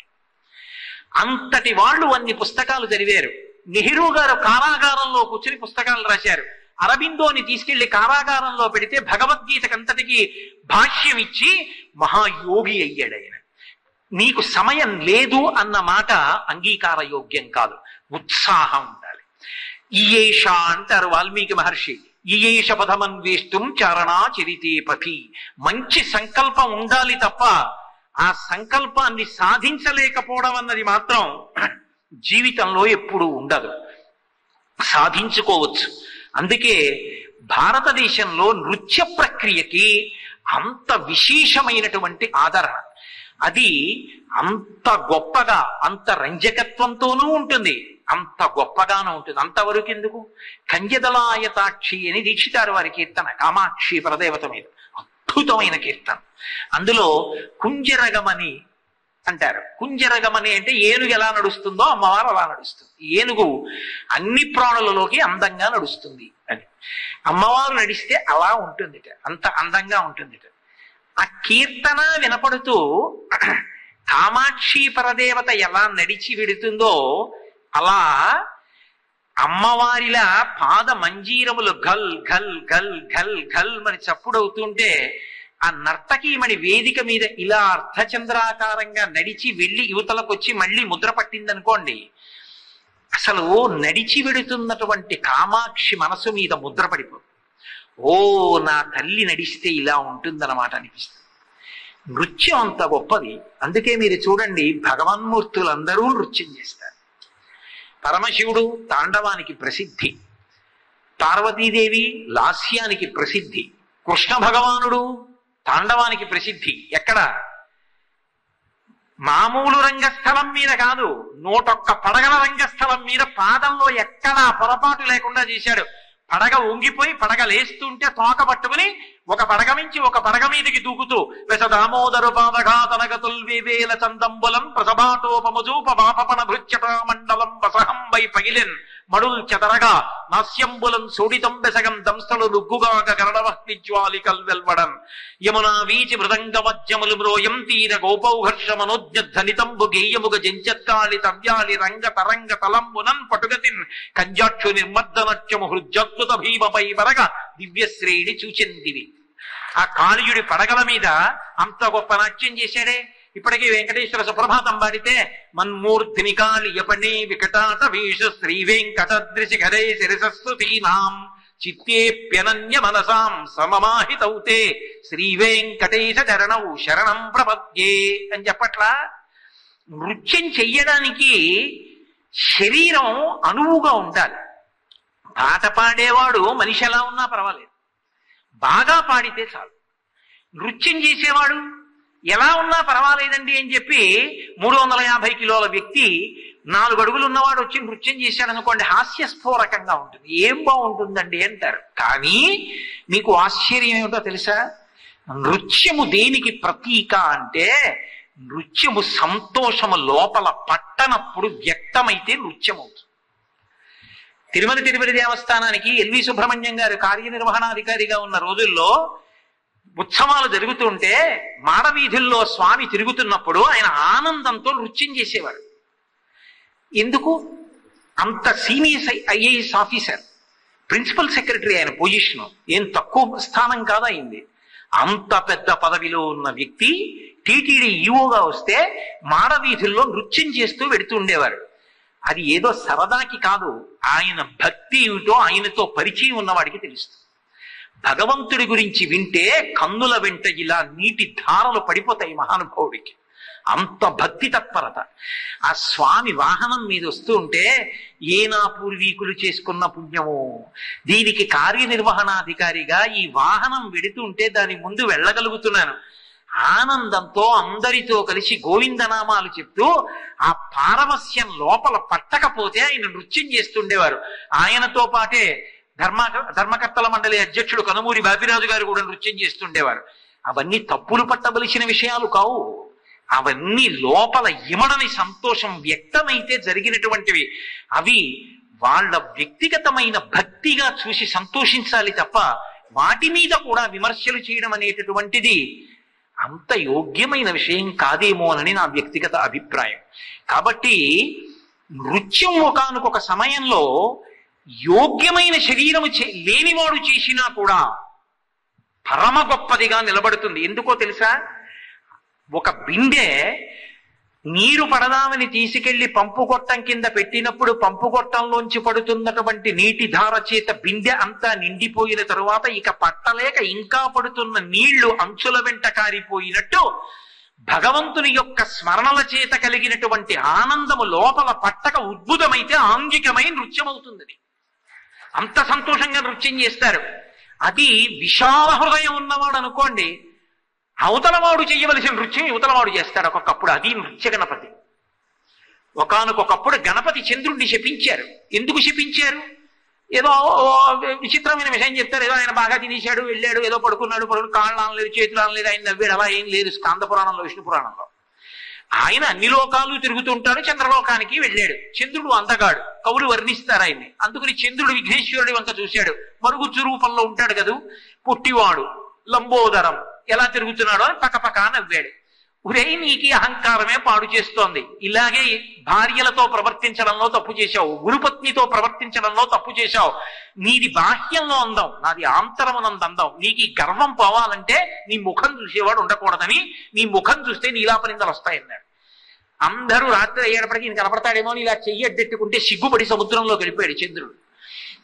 అయ్యో, ఆయన లేకపోతే ఓషధులు ప్రకాశించట్లేదంటే బ్రహ్మగారు అన్నారు, విఘ్నేశ్వరుడికి వెళ్ళి చెప్పమనండి, క్షమిస్తాడు, భాద్రపద శుక్ల చవితి నాడు వినాయక వ్రతం చేయమనండి అన్నారు. చంద్రుడు సముద్రంలోంచి వచ్చి వ్రతం చేసి విఘ్నేశ్వరుడి దగ్గరికి వెళ్ళి కాళ్ళ మీద పడి నమస్కారం చేశాడు. నాకు తప్పు అయిపోయింది, మిమ్మల్ని చూసి అలా నవ్వడం అహంకారమే అన్నాడు. ఇప్పుడు విఘ్నేశ్వరుడు నృత్యం చేశాడు. ఎందుకని? ఆయనకి సంతోషం పట్టలేదు మనసులో. ఏమిటి సంతోషం? ఒక్కడు తప్పు తెలుసుకున్నాడు రా, చాలు. తప్పు తెలుసుకోవడం అంత గొప్ప విషయం. తప్పు తెలుసుకోకపోగా నేను తప్పు చేయడం ఏమిటి? అది చెలరేగిపోవడానికి అజ్ఞానం చాలు. నా తప్పు తెలుసుకున్నానని చెప్పడానికి చాలా సంస్కారం ఉండాలి, అదంతా తేలిగ్గా ఏం రాదు. తప్పు తెలుసుకున్నానన్న వాడు ఒకడు ఎదురుగుండా ఉన్నాడు, పొంగిపోయాడంతే గణపతి. చాలరా, నీ తప్పు తెలుసుకున్నావు. నృత్యం చేశాడు ఆయన, నృత్య గణపతి స్వరూపం వచ్చింది. అంటే ఇప్పుడు ఆయన ఎంత ప్రసన్నహృదయుడు. తనకి కలిసి రాలేదు, అవతలవాడు తప్పు తెలుసుకున్నాడు, ఆయన పొంగిపోయాడు. అలాంటి వాడి కాళ్ళు పట్టుకోవడానికి నీకేమిటి కష్టం? అందుకని నృత్య గణపతి. కాబట్టి నృత్యం మనకి శాస్త్రంలో ఎన్ని గొప్ప గొప్ప విషయాలను ఆవిష్కరిస్తుంది. ఒకటని నేను ఏదో 2 రోజుల్లో విహంగ వీక్షణంగా మాట్లాడడం తప్ప భారతీయ సాంస్కృతిక వైభవము అంటే ఓ 6 నెలలు చెప్పవలసిన విషయం అప్పటికవుతుంది. అది అయ్యేది కాదు. ఏ కళని తీసుకోండి భారతీయ సంస్కృతిలో, అది భగవంతుని యొక్క అనుగ్రహమును ప్రోది చేస్తుంది. ఒక శిల్పి ఒక శిల్పం చెక్కాలంటే కొన్ని వేల సంవత్సరములు నీటిలో నానిపోయిన శిలని గుర్తుపడతాడు, ఒడ్డుకు తీసుకొచ్చి దాన్ని చెక్కుతాడు. చెక్కినప్పుడు దాని మీద ఎక్కి కూర్చుంటాడు. మణిమంటపంలో శిల్పాలు చెక్కుతున్నప్పుడు నేను వెళ్ళి చూసేవాడిని. దాని మీద కూర్చుని చెక్కుతారు శిల్పులు. అంతా చెక్కేసిన తర్వాత దేవాలయంలోకి తీసుకొచ్చి ప్రాణప్రతిష్ఠ చేసేశారు. అయ్యో, ఈ కంటి చివర చిన్న బిల్లు నల్లపూసంత ఉంది, ఒక్కసారి ఉలిపెట్టి కొట్టేయి అన్నారు అనుకోండి, కొడతాడా శిల్పి? నేను ఉలిపెట్టి కొట్టడం ఏంటండి, ఆయన పరమాత్మ, ఇక ఉలిపెట్టనంటాడు. తాను కొన్ని కోట్ల మందిని తరింపచేయగలిగినటువంటి భగవన్మూర్తిని నల్లరాతిలోంచి సృష్టిస్తాడు. ఒక అపురూపమైనటువంటి కళ. అటువంటి కళ అంతరించిపోకూడదనే శిల్ప ఆగమ సదస్సు అని కామకోటి పీఠాధిపతిగా చంద్రశేఖరేంద్ర సరస్వతి మహాస్వామి వారు ఉండగా ఒక అద్భుతమైన సదస్సు నిర్వహించారు. ఎంత గొప్ప శిల్పులు పుట్టిన దేశం ఈ దేశం. జక్కనాచార్యుడు అనబడేటటువంటి శిల్పి మహానుభావుడు. ఆఖరికి క్రీడాపురం అన్న ఊళ్ళో పుట్టాడు. శిల్పకళ మీద ఉన్నటువంటి తాదాత్మ్యతకి భార్యని వదిలిపెట్టేశాడు. వదిలిపెట్టేయడం అంటే నా ఉద్దేశం ఏదో విడాకులు ఇచ్చాడని కదా, ఆ మాటే లేదు శాస్త్రంలో. విస్మరించాడు. మంచి మంచి దేవాలయాల్లో శిల్పాలు చెక్కాలని వెళ్ళిపోయాడు దేశం నలుమూలలకి. ఆ శిల్పాలు చెక్కడంలో సంతోషపడిపోయాడు అంతే. అలా చెక్కుతూ చెక్కుతూ బేలూరు వెళ్ళి బేలూరులో మహానుభావుడు ఆ విష్ణు స్వరూపాన్ని శిల్పంగా చెక్కాడు. ఈలోగా ఆయన ఉన్న క్రీడాపురంలో ఆయనకు ఓ కొడుకు పుట్టాడు. ఆ కొడుక్కి ఢంకనాచార్యులు అని పేరు పెట్టింది తల్లి. తండ్రికి దగ్గ కొడుకు పెరిగి పెద్దవాడయ్యాడు. ఒకానొకప్పుడు ఈయన బేలూరులో విగ్రహం చెక్కుతుండగా ఈ ఢంకనాచార్యులు కూడా వెళ్ళాడు. వెళ్ళి ఆయన చెక్కుతున్నాడు స్తంభాలవి. జక్కన గారు చెక్కిన శిల్పం అంటే దానిలో తప్పు పట్టగలిగినటువంటి వాడు లేడు. ఈ ఢంకనాచార్యులు అన్నాడు ఒక రోజున, జక్కనాచార్యుల వారు చెక్కిన శిల్పంలో దోషం ఉందన్నాడు. ఎంత కోపం వచ్చిందంటే జక్కనకి నిరూపణం చెయ్యి, ఏ చెక్కడానికి ఏ చెయ్యి బాగా ఉపకరించిందో ఆ కుడి చెయ్యి తింపేసుకుంటారన్నాడు. ఖండించుకుంటారు కత్తితో. అంత అక్కర్లేదు, దోషం మాత్రం ఉందన్నాడు. ఏది నిరూపించు? జాగ్రత్తగా మూర్తి దగ్గర కొట్టి చూపించాడు. ఎలా ఉన్నాయో లోపల నీళ్లున్నాయి, స్ఫటికలింగంలో ఉన్నట్టు. ఆ లోపల నీటిలో కప్పపిల్ల ఉంది, బయటికి దూకింది. వెంటనే జక్కనాచార్యుడు తన కుడి చేయి నరికేసుకున్నాడు. నరికేసుకుని ఒక చేత్తో ఉండిపోయాడు. ఉండిపోతే స్వామి కల్లోకి వచ్చారు శ్రీ మహావిష్ణువు. జక్కనాచార్య, నువ్వు అపురూపమైన శిల్పివి, ఎందుకు నీకు ఆ పరీక్ష పెట్టానో తెలుసా? ఆ తప్పు పట్టుకున్నవాడు నీ కొడుకు. ఒక గొప్ప వ్యక్తికి జీవితంలో సత్కారం ఏమిటో తెలుసా? మహాసత్కారం అంటే ఏది అంటే కొడుకు చేతిలో ఓడిపోవడం. పుత్రాదిచ్చేత్ పరాజయం. అంత గొప్ప కొడుకుని కన్నానని మురిసిపోతావు. అందుకున్నటువంటి కొడుకుని ఇచ్చాను. నీ చెయ్యి పోయిందని బెంగ పెట్టుకోకు. ఇక్కడికి దగ్గరలో ఇంకొక ఊరుంది, ఆ ఊరు వెళ్ళి అక్కడ మళ్ళీ విష్ణు స్వరూపాన్ని నువ్వు చెక్కడానికి నువ్వు ఇలా ప్రారంభం చేయగానే నీ కుడి చెయ్యి వచ్చేస్తుంది. ఆయన వెళ్ళి మళ్ళీ కైడూరు అని, కై అంటే చెయ్యి కన్నడ భాషలో, వెళ్ళి విగ్రహాన్ని చెక్కడానికి కూర్చున్నాడు. అంతే, కుడి చెయ్యి వచ్చేసింది మళ్ళీ. ఏ సామాన్యమైన శిల్పండి మహానుభావుడు. జక్కన యొక్క సామర్థ్యం ఏమిటో చూడాలి అంటే శృంగేరి విద్యాశంకర దేవాలయం చూడాలి. మన దేశంలో శిల్పశాస్త్రం అంటే ఏ దేశం ఇంకా ఇంజనీరింగ్ టెక్నాలజీలో కన్ను విప్పడం చేత కాని రోజుల్లో నా దేశం ఆకాశం అంత ఎత్తి దిగింది శిల్పశాస్త్రం. ఎంత గొప్పగా చెక్కారంటే ఆదిశంకర దేవాలయాన్ని. ఇప్పటికీ మీరు వెళ్ళి చూడండి.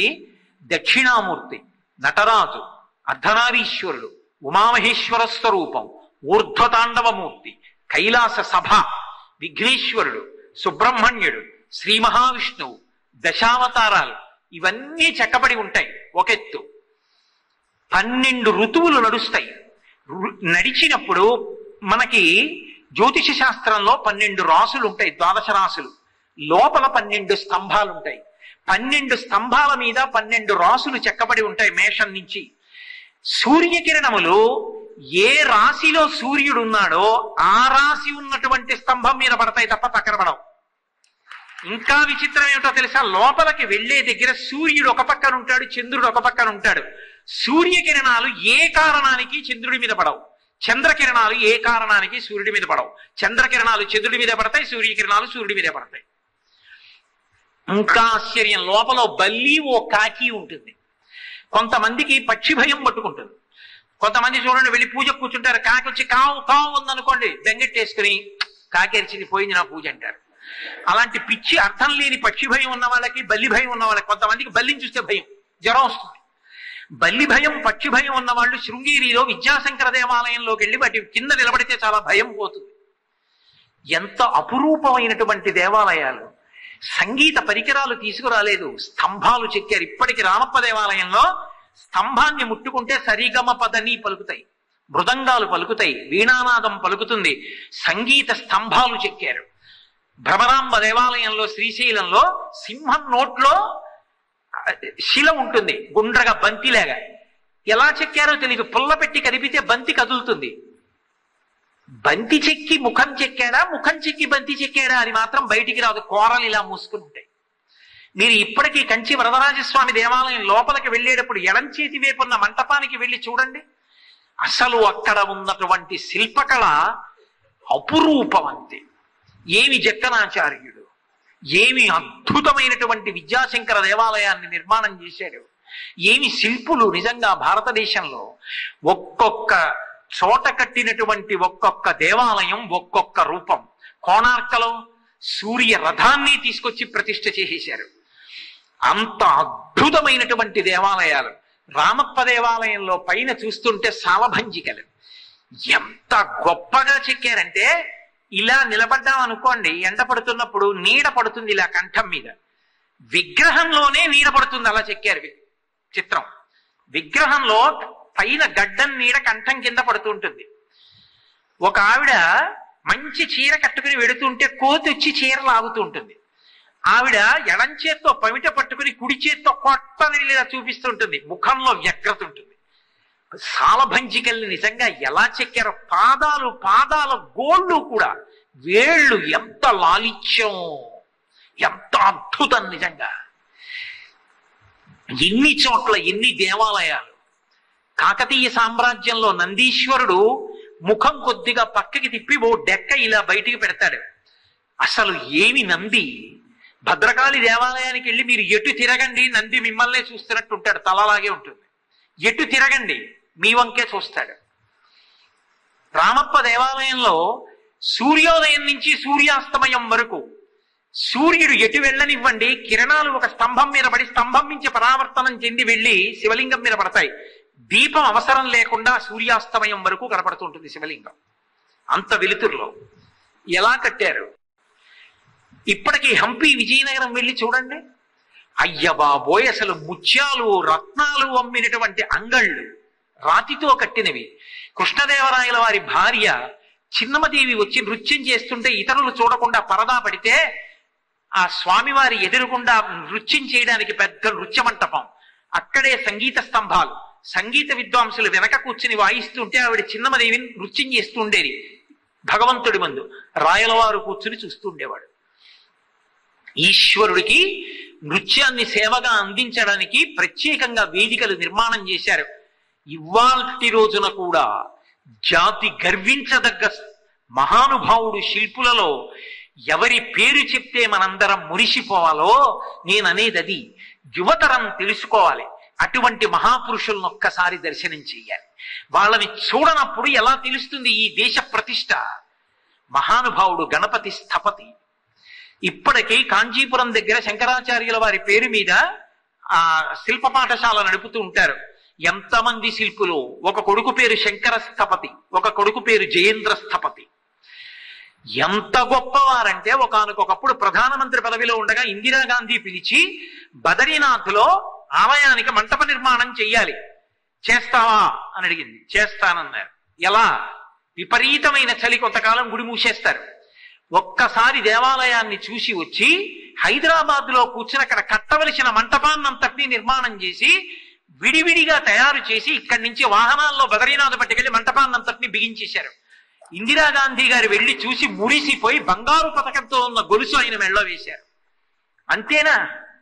1000 సంవత్సరాల చరిత్ర కలిగిన 48 దేవాలయాలు నాగార్జున సాగర్ ప్రాజెక్టు కట్టినప్పుడు ముంపుకి గురి నశించిపోతాయి, ముంపులోకి వెళ్ళిపోతాయి నీటిలో కంటే, వాటిని రక్షించేవాడు లేడా అని అడిగితే గణపతి స్థపతి 48 దేవాలయాల్ని క్షేమకరమైన ప్రదేశాలకు తరలించారు యథాతథంగా. 48 దేవాలయాల్ని, 1000 ఏళ్ల చరిత్ర కలిగినవి. ఏరి ఆ మహాపురుషులకు అభినందన ఏది? వాళ్ళని చూద్దామన్న తాపత్రయం ఏది?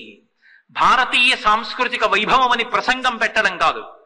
ఒక్క శిల్పకళ మీద పెట్టండి, ఒక్క గానం మీద పెట్టండి, ఒక్క నృత్యం మీద పెట్టండి, వాళ్ళకి సన్మానాల కోసం సత్కారాల కోసం ఎదురు చూట్టల్లా కొన్ని వేల మంది యువతరం నిలబడి చప్పట్లు కొడుతూ మీ జీవితాలని ఆదర్శంగా తీసుకుంటామని పిలవండి, మురిసిపోయి వచ్చి నిలబడి వెళతారు, వాళ్ళ జీవితాల గురించి మాట్లాడతారు.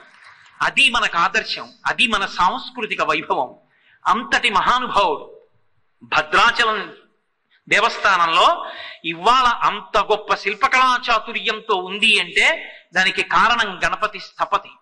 శృంగేరి క్షేత్రంలో ఆదిశంకరాచార్యుల వారి మూర్తిని, దేవాలయ రాజగోపురాన్ని ఈ మధ్యనే నిర్మాణం చేసింది గణపతి స్థపతి. కంచికామకోటి పీఠాధిపతులు చంద్రశేఖరేంద్ర సరస్వతి మహాస్వామి వారంటే తనకున్నటువంటి అపారమైన భక్తి చేత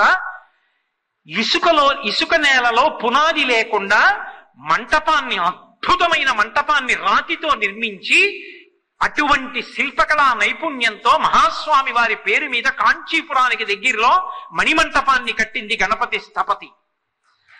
పెద్దవారైపోయి ఇప్పటికీ కూర్చుని తన కొడుకులకి శిల్పులకి నేర్పుతూ ఎన్నెన్ని రాళ్లలోంచి ఎన్నెన్ని శిల్పాలు ఆయనకి తెలుసున్న శాస్త్రం బహుకొద్ది మందికి తెలుసు. ఏది అటువంటి శిల్పులు మళ్ళీ తయారు కావడానికి గణపతి స్థపతి గారి దగ్గరికి వెళ్ళి నేర్చుకోండి అని పంపించేటటువంటి ఉదారులేది? అటువంటి కళకి పోషణ ఏది? అటువంటి వాళ్ళకి గుర్తింపేది? ఎన్ని మాటలు బాలమురళీ కృష్ణ గారిని తీసుకొచ్చి వేదికల మీద మనం సత్కరిస్తున్నాం, ఎన్ని చోట్ల గణపతి స్థపతిని తీసుకొచ్చి సత్కరిస్తున్నాం. మనం సత్కరించక్కర్లేదు. స్థపతి గారిని మహాస్వామి అంతటి వారు కారణజన్ముడు అని పిలిచారు. కానీ అటువంటి మహాపురుషుడు వృద్ధుడైపోయారు. ఈ మధ్య వాహన ప్రమాదం కూడా జరిగింది. అటువంటి వారిని ఒక్కసారి దర్శనం చేసి, అంతటి ఆగమ శాస్త్రవేత్తే ఒక గుడికి ప్రాణం పోసేస్తారే, ఒక దేవాలయ నిర్మాణం అంటే, తిరుమల తిరుపతి దేవస్థానానికి వసంత మంటపం కట్టారే, ఇన్నిటికి ప్రాణం పోసిన అపురూప శిల్పి ఆయన కదూ. అమెరికాలో వెంకటేశ్వర స్వామి దేవాలయం కడితే ఇవాళ అందరు అక్కడికి ఎడుతున్నారు. అటువంటి ప్రఖ్యాత శిల్పులు ఎందరో జక్కన నుంచి ప్రారంభం చేసి ఏది ఆ శిల్పకళా చాతుర్యానికి మురిసిపోవడం ఏది?